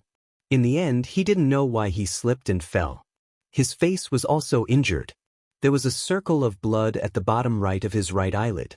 Kong Han asked Ronald's agent to quickly take Ronald to the hospital for treatment. As for the scenes, they could just reshoot it when the time came. What did people say about Ronald when they talked about him? He couldn't even compare to a cat. Fortunately, Ronald wasn't in the scenes involving the explosion. Otherwise, who knew what kind of trouble he would cause? When they finally finished shooting, everyone breathed a sigh of relief. Everyone thought that they finally didn't have to worry about young Master Luo anymore. He was really hard to please.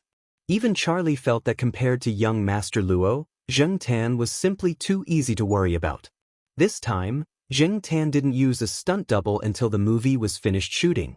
Yes, in order to prevent some unexpected situations or uncooperative situations, Kong Han also found someone to borrow a black cat that looked quite similar to Zheng Tan. It was to be Zheng Tan's stunt double in this film. However, during this period of time, the cat had never been used. However, it didn't become anxious because of this. It was served with good food and drinks every day. It was quite quiet. After eating, it slept and became fatter.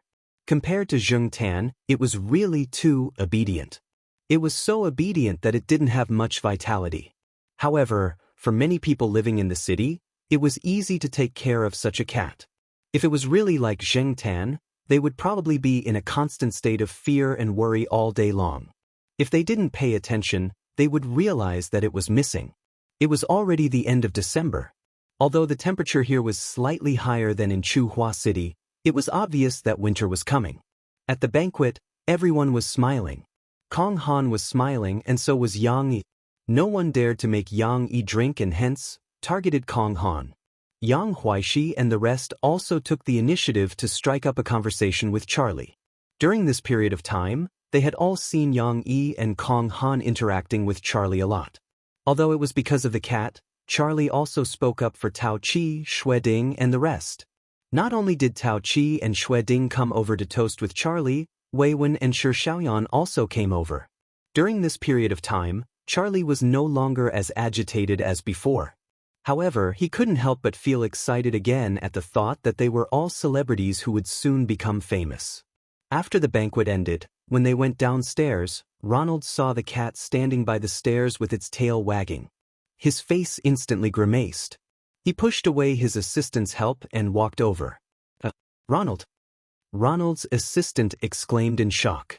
What's the matter? The others heard the commotion and walked over. When Yang Yi and Kong Han came out, they saw the scene of Ronald rolling down the stairs. He drank too much, didn't he? Should be. I saw Ronald trying to step on the cat's tail just now. I don't know why, but he rolled down by himself. He probably drank too much and missed. The person who spoke pursed his lips. He's courting death again. Everyone thought at the same time.